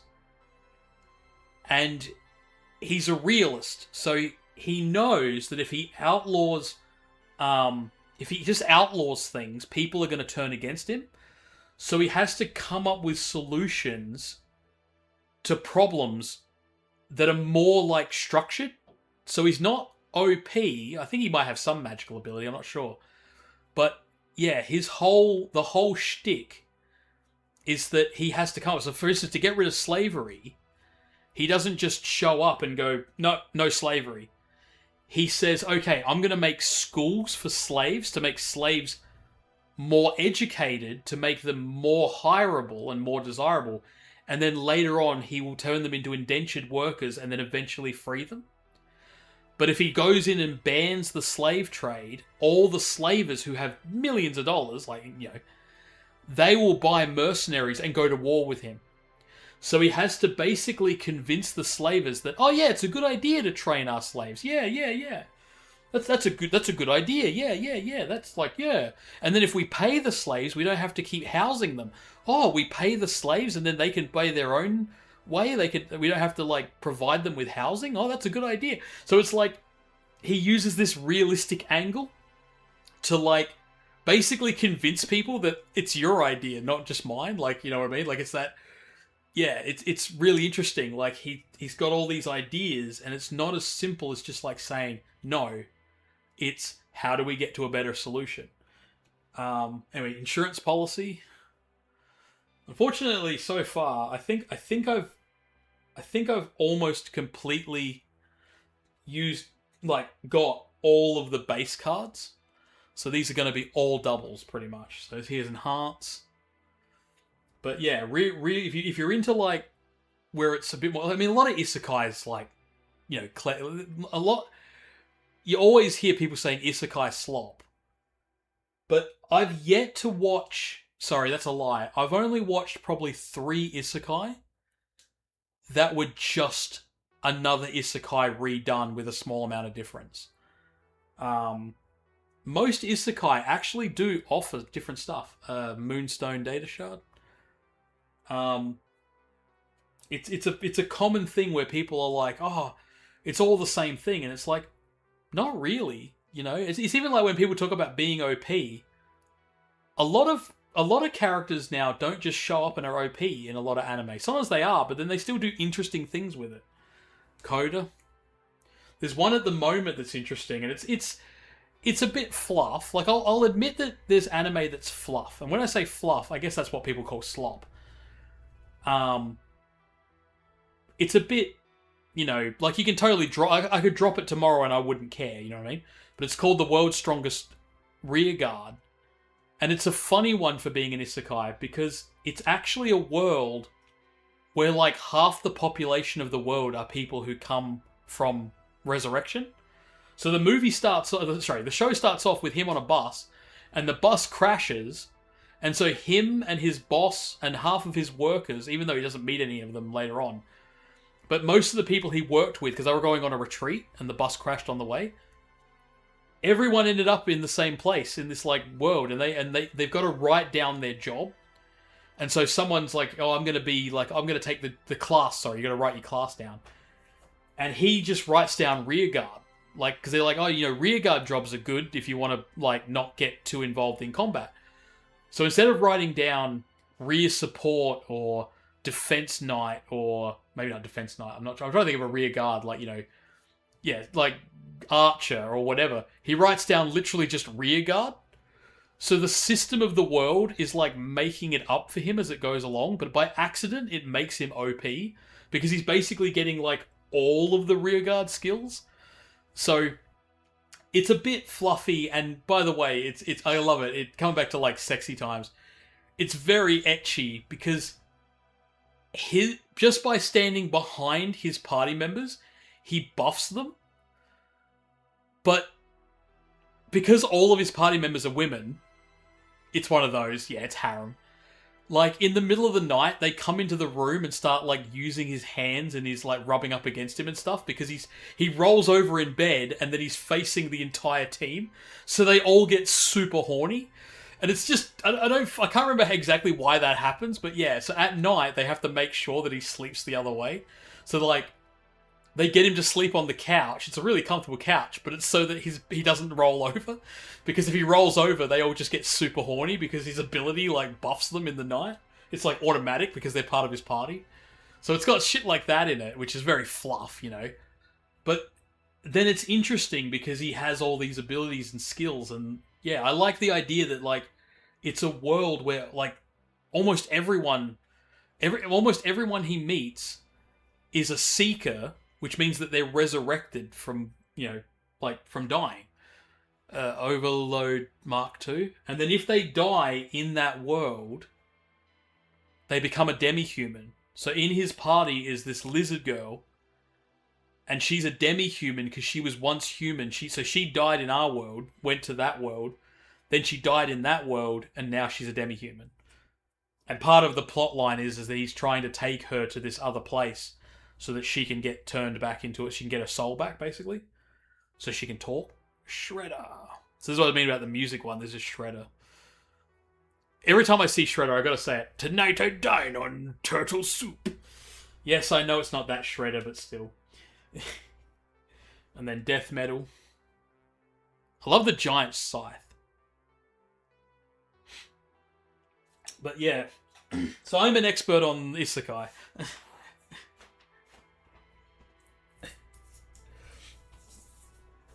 But as I said, there's a lot of OP over the top stuff. Sure. But people just... What makes me laugh, and I'm getting a bit sagey here, but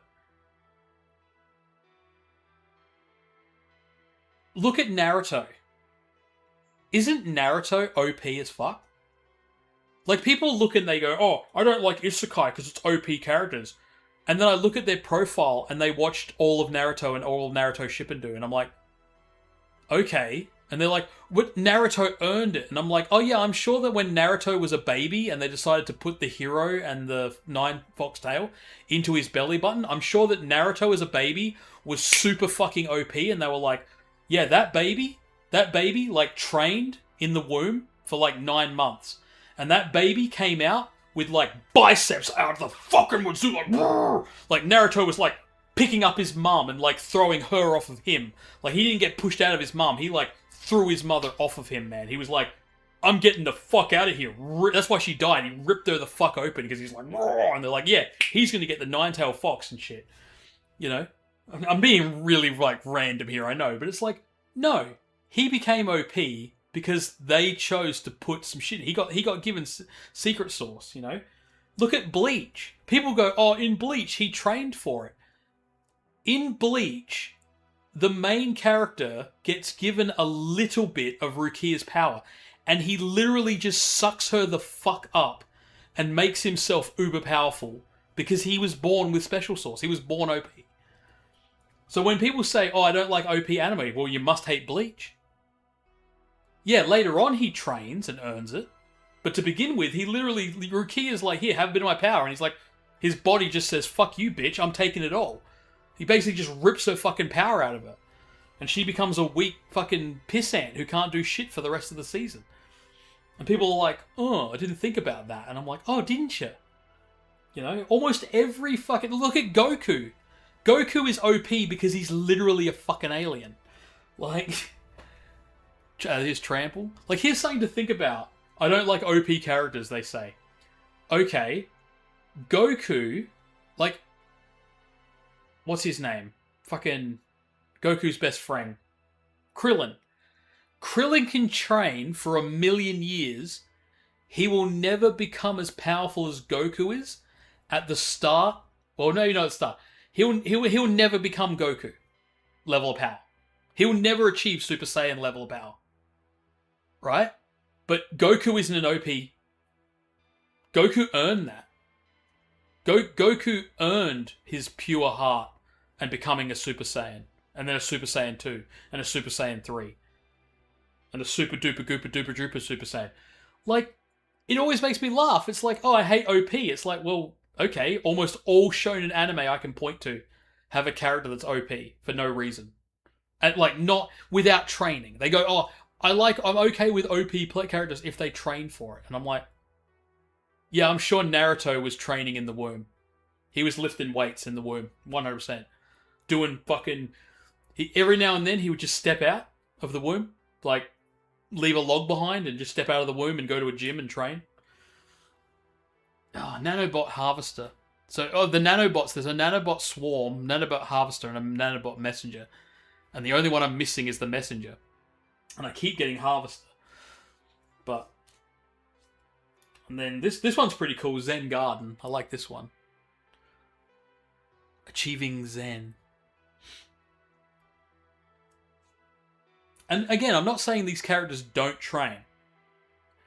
It's just the idea that, like, oh, I don't like this anime because it does this. I don't like that anime because it does this. And I'm like, just say you don't like that anime. Like, every time you come up with an excuse as the reason why, you forget that you watched 15 anime that had exactly that thing that you're complaining and saying, I don't want. And they look at me and they go, you don't know what you're talking about. And I go, okay. Guess what? I watched Naruto, fucker. So I do know what I'm talking about. It's even like, I don't like repetitive plots. You watch Naruto. Naruto literally goes training, mission, training for tournament, training, mission, training for tournament, training, mission, training for tournament. Guess what else does that? Motherfucking Dragon Ball Z. Now, there's a little bit of variation, but it's literally just training, like just training in general. Or actually it's with Dragon Ball Z, it's find out there's an uber powerful enemy coming, train for that enemy, either get defeated by that enemy and just get automatically... Oh, that's the other thing with Goku. Goku has hacks on. He gets killed, or nearly killed, and he doubles his power. Oh shit, Mosha. This is finally a new card. Out of all the cards we've had. Finally a new one. Oh, and Battle Axe. And Mosh Pit. The next one is Battle Axe. Finally, 3 new cards. Oh, 4 new cards. It's Mosh Pit. And by the way, these Battle Axe and all that, these are all in the... This Battle Axe is like a guitar Battle Axe. These are all the Thrasher style ones. Music ones. And then we got... Oh, and 5 new cards. Priestess, the High Priestess. I've been waiting to get this one. And then Meltdown. Now that took me twice as long because I was rambling so much. And I do ramble a fair bit, as you can tell. But yeah, I'm if you just don't like an anime, I don't care. But everyone has to come up with an excuse. It's never just, I don't like it. Like, I don't like Attack on Titan. Do I think it's a bad anime? No. I think it's awesome. For me personally, though, I just can't get into it. My biggest problem with Attack on Titan, here's the difference. I'm not complaining about anime that have this.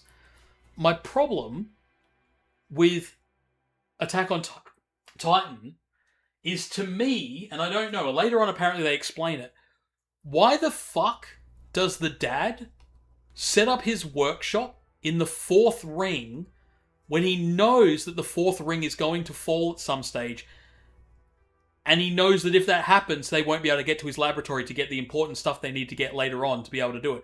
That, to me, is dumb. Set up in the 3rd ring. Now, apparently he gets banished to the 4th ring, or some shit. But you know what my biggest problem with Attack on Titan was? The weapon system. And this comes back, funnily enough, we're going to go full circle for a second here. It comes back to what I was saying earlier about my idea of a TCG.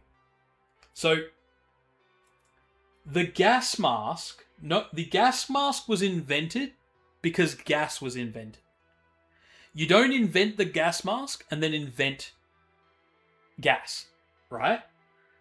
Gas became a problem in World War One, so they invented the gas mask. Now, in Attack on Titan... By the way, I had I just wasn't into it as well, just for the record. And that's just me. I just personally wasn't into it. Maybe one day I'll get up and go, hey, I'll watch Attack on Titan.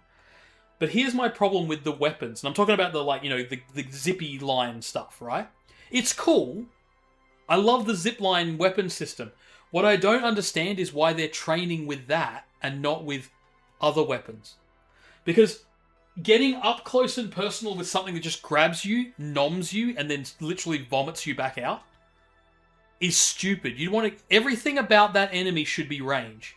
If your enemy is a master at snatching you out of the air and eating you, you don't get up close and personal. Now, we later learn that slicing the back of the neck kills them. But in the first 10 episodes, or actually, I think it's first 5 episodes, they explain that not a single Titan has been taken down, ever. Right? None of them are being killed. A 0 ratio. And I'm like, okay, but why aren't you... If you don't know what can kill them, why do you keep saying... Oh, we know we can kill them if we slash them in the back of the neck. 'Cause that was the first thing that I said. Why do they keep saying that they know they can sever the spine? They literally said in the last paragraph, we've never killed a Titan. So how do you know how to kill them? If you've never killed one, how do you know that they can get killed? Now, I'm willing to give a pass to that to a certain extent. Because maybe one of them slashed another one or whatever. Now, it turns out they actually know. But here's where it gets me, right? When the Titan destroys the 4th ring,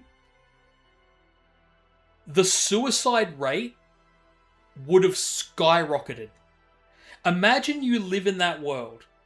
You've been told all your life that if the Titans ever get in, they'll just slaughter everybody, and they can't be that we don't know how to kill them. We don't even think we can kill them. When the fourth ring falls, and you learn that it fell because of a giant Titan, the people in the third ring are going to be like, I've lost all hope. I don't want to get eaten.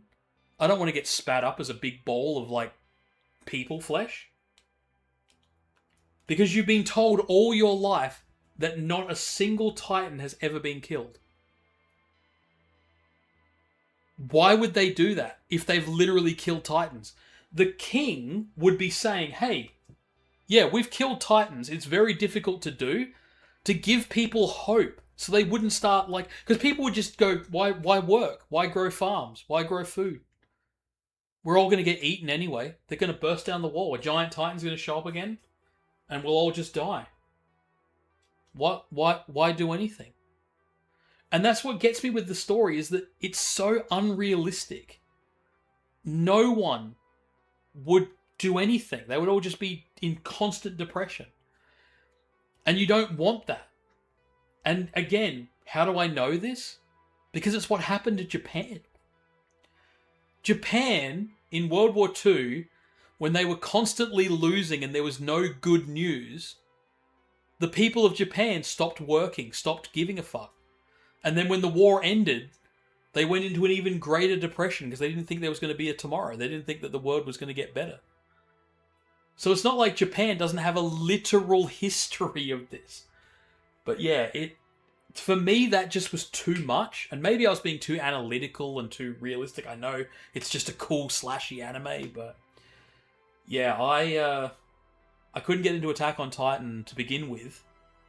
It just didn't hold my interest. And then when I add on top of that, just all of the really terrible decisions, like not telling people that, oh, by the way, these weird zippy line things, they actually work. Instead, it's like, here, let's train with this thing, but apparently they don't work. But let's get up close and personal and eat. Like, what? Anyway, it says that you've left, so I'm assuming you might have gone. I'm not sure if the connection's gone bad. I hope not.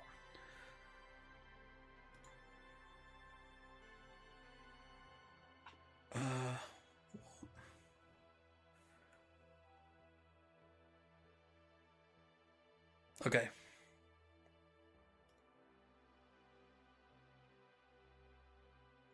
So yeah. So anyway, I'm not sure if you're there or not, because this has been sort of playing. I mean, it says I got 58 views, but I think it's just been connecting and disconnecting the same people. So anyway, you have a good one.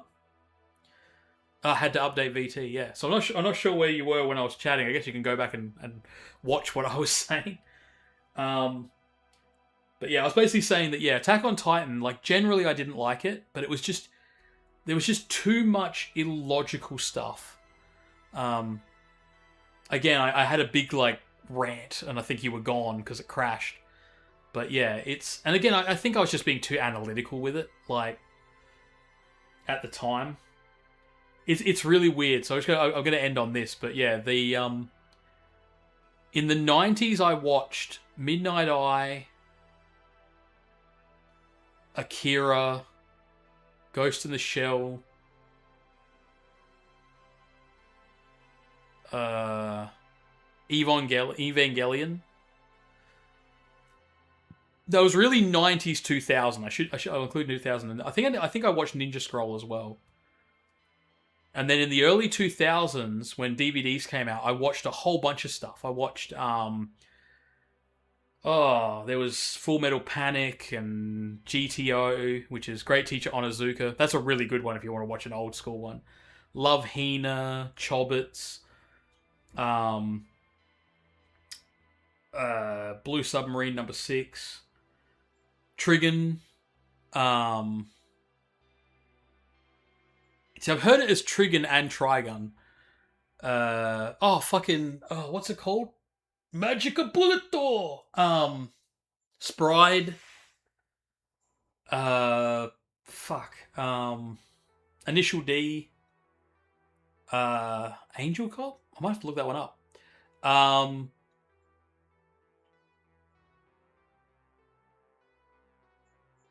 Oh, what's the Cowboy Bebop? Cowboy Bebop, whole bunch of stuff. Watched the Animatrix as well. Watched a whole bunch of anime. So, by the way, I'm at the end. I've done my 12 packs. And my back is actually killing me. I'm in a lot of pain right now. But I'm good. I'm fine. Comes with being a fat bastard. I also had my appendix out last year, which didn't help with a lot of stuff. Well, I think that's more of a thing.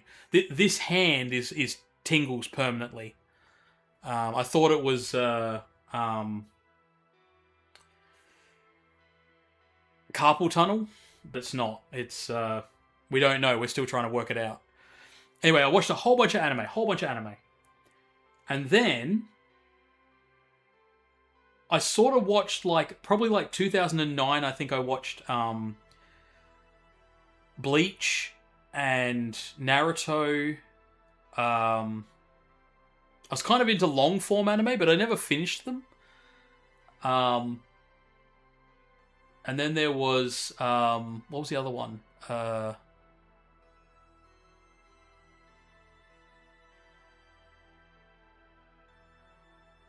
Oh, what the fuck was it?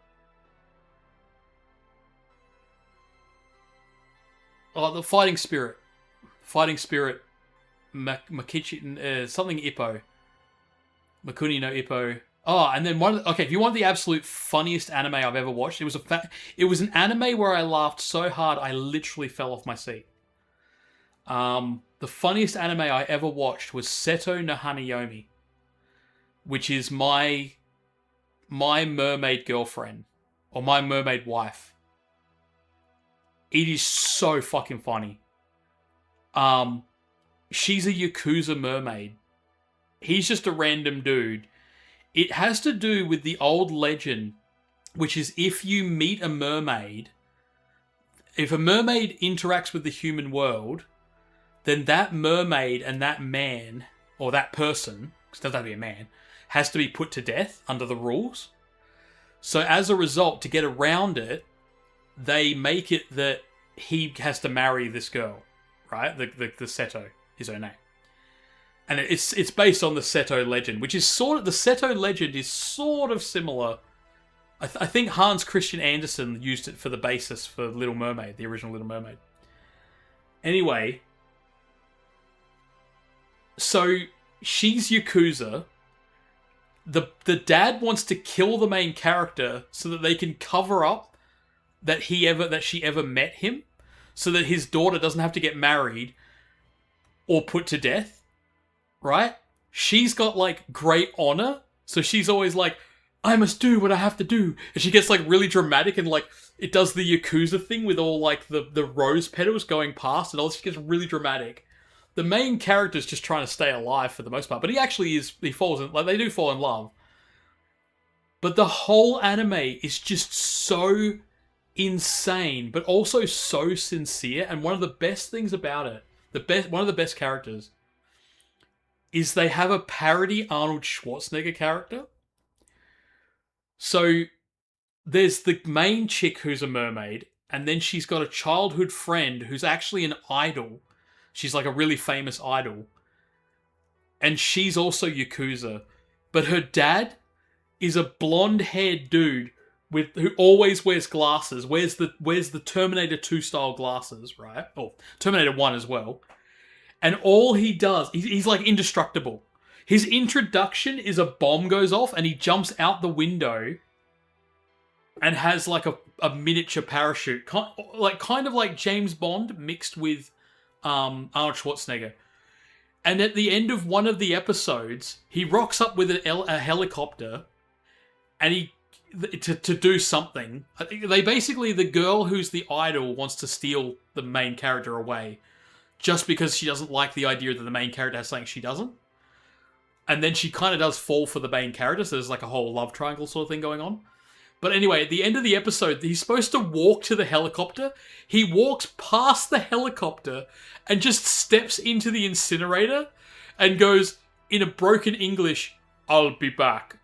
And then sinks into the incinerator and does the thumbs up. I don't know if I'm giving any I don't know if it is as funny as it sounds. You got to see the scene. It just comes out of nowhere, but there's shit like that every time he's on screen.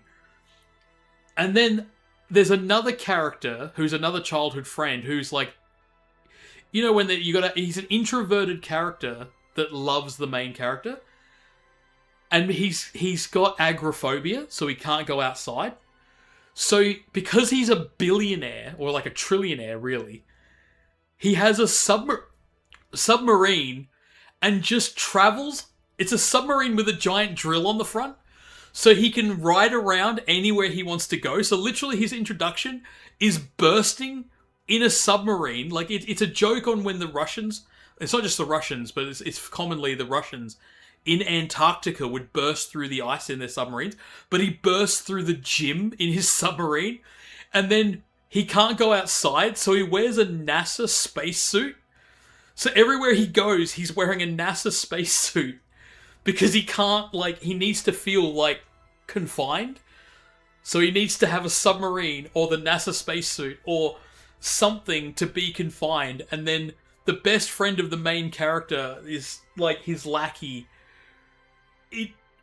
It's just insane. It's these insane characters, and it's all wrapped up in a sort of loose telling of the Little Mermaid, original Little Mermaid-ish story. Well, it's not even the Little Mermaid. It's the Seto story. It's a true story, where a human the original story is similar, where basically a human is drowning, and the mermaid saves the human, sort of like how Derek gets saved in Little Mermaid, if you've seen the movie Little Mermaid.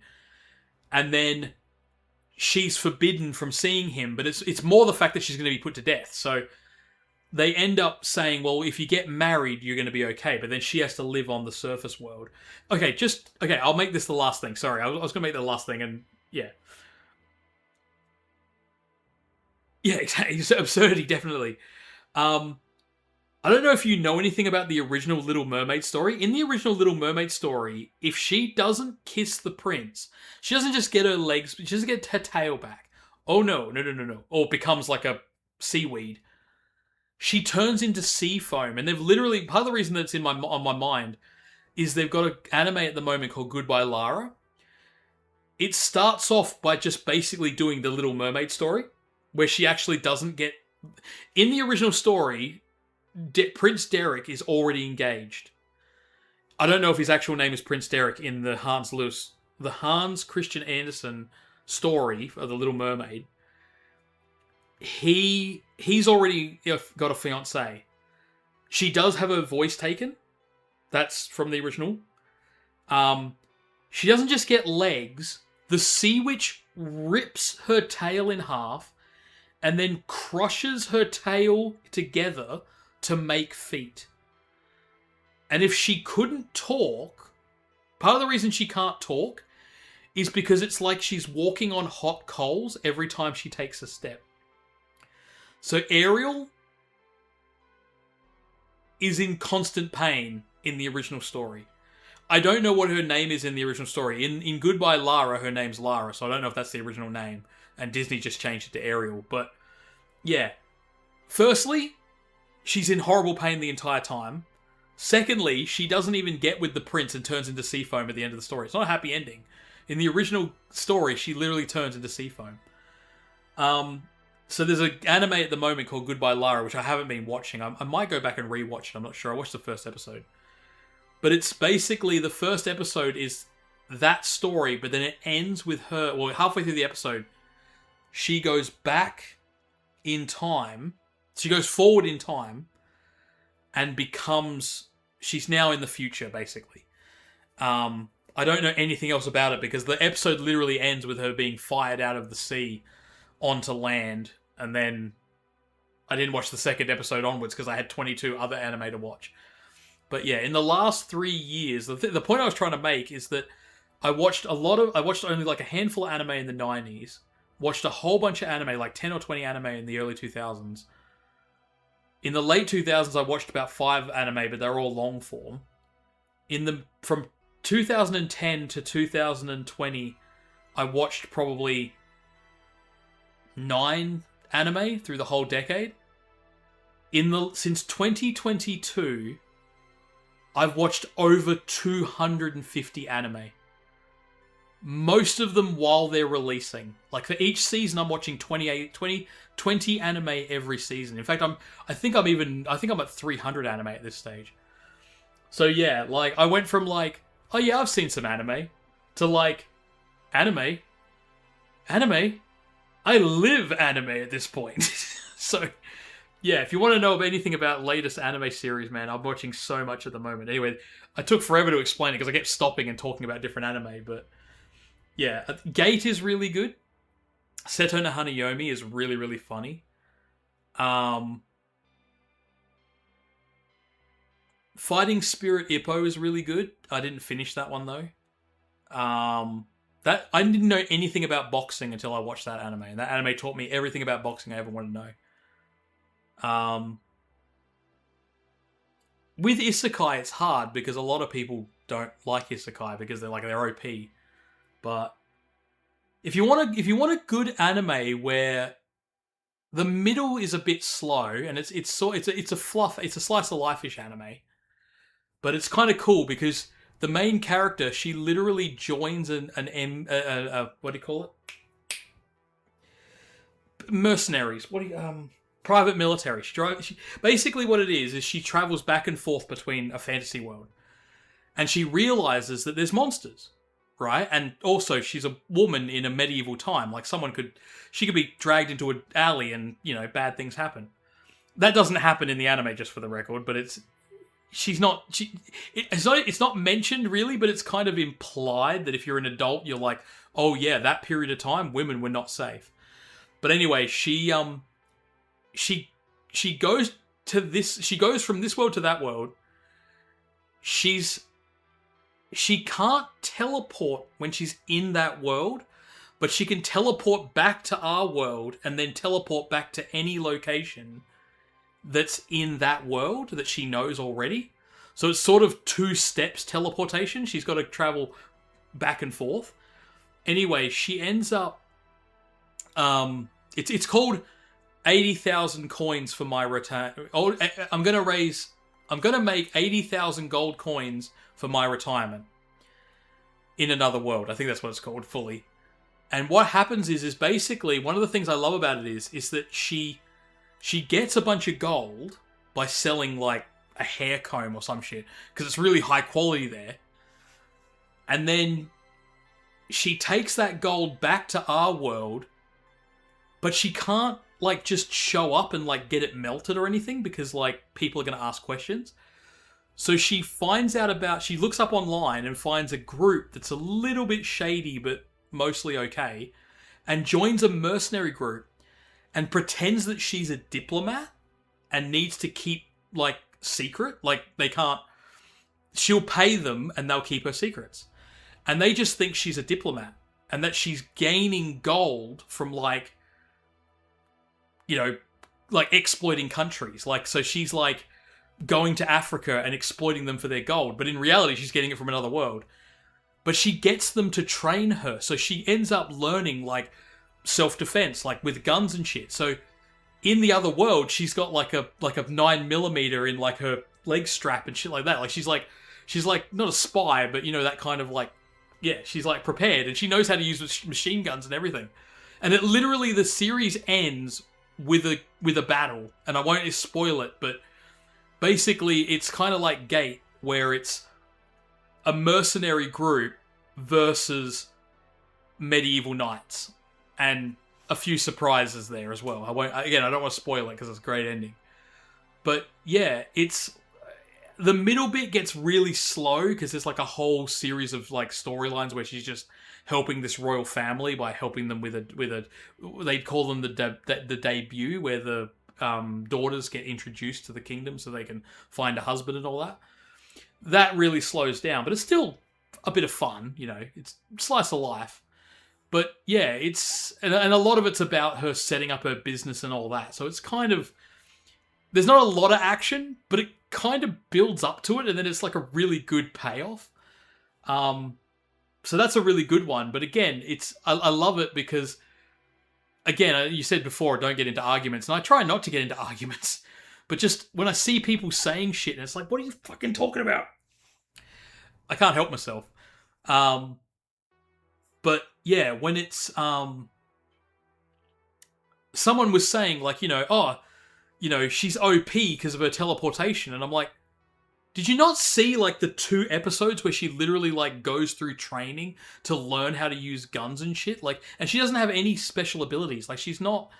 If she gets smacked by an enemy like hard enough, she just dies. Like, she's just a normal human being. Like, yeah, she's not powerful. Like, she's got a bulletproof vest, but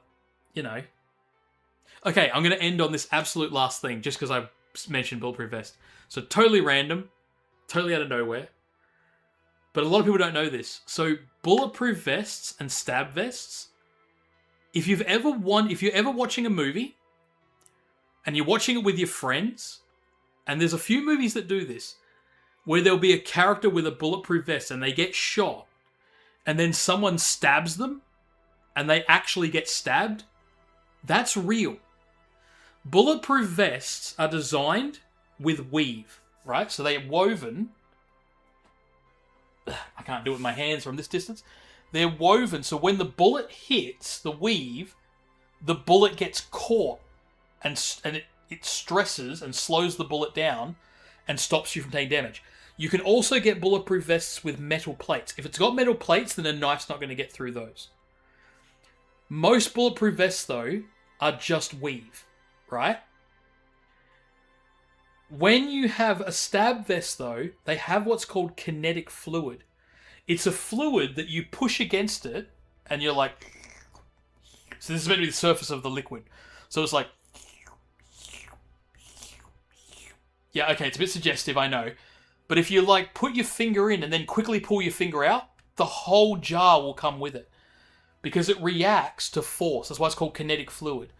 When you push against it slowly, it's just like fluid. It's like a slime. But if you try to punch it, it'll harden up and you'll actually hurt your hand and possibly break your fist. They put kinetic fluid on stab-proof vests. So if someone tries to stab you, the fluid hardens, grabbing the knife and stopping it from stabbing you deep. Right? Kinetic vests can...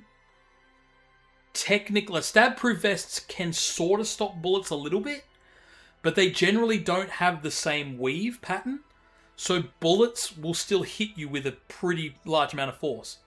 And the weave hardening means that it hits you like hard, so you get like a big bruise, and it can cause your organs to rupture, right? So you can still die. You won't have a bullet going into your body, but the force of the bullet, like especially a shotgun round, will kill you by force. So if you're ever watching a movie and they have a character who has a stab-proof vest and they get shot and die, that's why. They're usually dying from the impact force, but they don't actually have penetration with the bullet. Conversely, if you see a movie and they've got a bulletproof vest and they get stabbed and they die, it's because bulletproof vests, you can push the knife or the blade between the weave. It's just fabric. So the knife will cut the fabric. A bullet doesn't cut. That's why, if you've ever seen cop killer bullets are pointy so that they push through the weave and then get you. So they basically design. So that's why bullets that have like a pointy tip are usually... The pointy tip is because it gives it the ability to spin. Well, you have rifling that makes it spin as well, which keeps it on target. But they're pointy for air resistance. They're also pointy so that they penetrate through the armor to get you. And that's why when you see military guys, they usually have metal plates as well. They have plate armor. So they've got plate, and it's actually not metal half the time. It's ceramics. So it's a ceramic plate wrapped in cloth, like... it's I can't remember what type of cloth it is. And then over the top of that, so it's metal plate thing. Then they wrap it around. This is like a white cloth, but that cloth is it's like gritty. It's almost like sandpaper feeling when you rub across it. Depends on which brand and which company, by the way. I'm literally talking about really just one series. So if you were to look this up, you might get a different brand and they do it differently.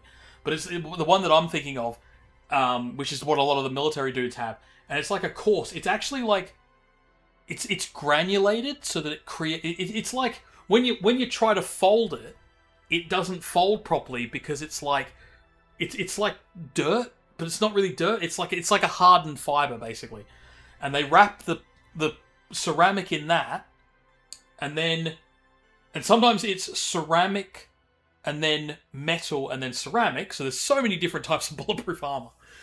Anyway, and then it has Kevlar on both sides. So it's a Kevlar vest. Then it's if you're going by order, right? It's Kevlar, and I can't remember what the stuff is called, but it's like a it's cloth, but it's been like mixed with something. I think they mix it in like a little. It looks like a cement mixer, or if you've ever seen a crematorium, it's like that. Or why do I go crematorium? Like a washing machine. Sorry, I don't know why I went for the morbid one, but anyway. And then, well, I think it is heat treated, so I guess it is more like a crematorium, or like a thing. And then it's ceramic, and then it's either ceramic, metal, ceramic, or it's just metal. The problem with it being metal is it's heavy as fuck. So ceramic has good cushioning effect. Also, ceramic helps you when it's hot, like fire and shit like that. So when you get shot, the ceramic plate breaks, but it cushions the impact. So you have to replace it, but that's why it's ceramic, if you're just wondering like why they use ceramics. I shouldn't say ceramic, sorry. No, it is ceramic, yeah, sorry. Ceramic. Sorry, my brain was mixing up ceramic with like fine china, like the other one. And I'm going, wait, it's not that one, but yeah, it's ceramic. And it also helps, as I said, with fire protection as well. But yeah, so whenever you see bulletproof vests in movies, they usually just have like straight metal plates. Yeah, most don't do that. Fun fact: if you next time you're playing Call of Duty and stuff like that, and they slot in, you'll see that it's like a plate, and then like the plate has like a material over the top of it, and the material overhangs. So when you push it in, that material actually folds, and that's that material I'm talking about. Like, it goes into the armor. So in Call of Duty, I'm pretty sure they're using that ceramic plate armor.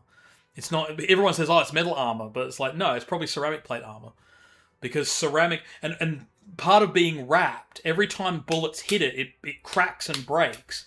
But it's like glass, where it's like tempered, so it cracks and cracks and cracks, and then eventually breaks, and then eventually a bullet will get through. So if you're getting shot with a machine gun, it only saves you so much.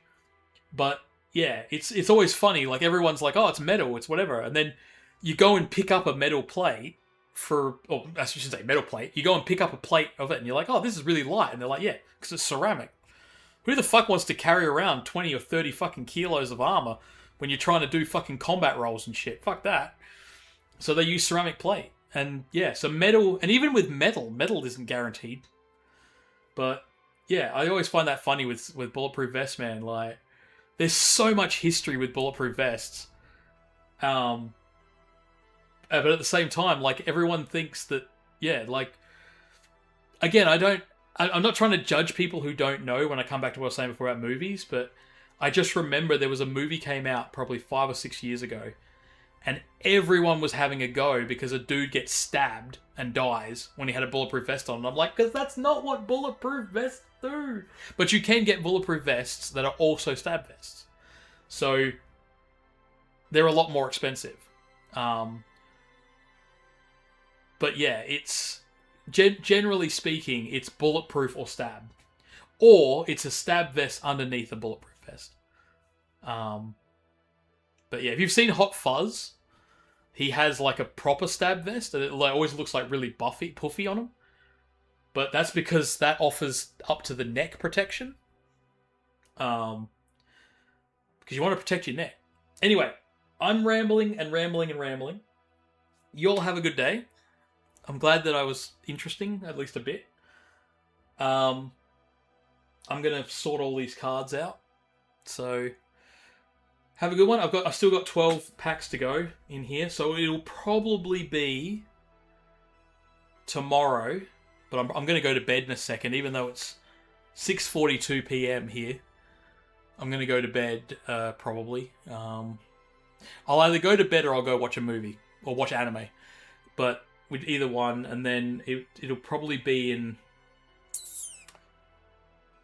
It'll be between 10 hours and 12 hours. Sorry, 10 hours? Hold on, 6 o'clock. 8 or 10 hours. And I'll probably come and do the second box. Or I'll do it tomorrow afternoon, which means it'll be closer to 24 hours. But, yeah. Anyway, I'm rambling. You have a good one. Don't work too hard. Or relax too much.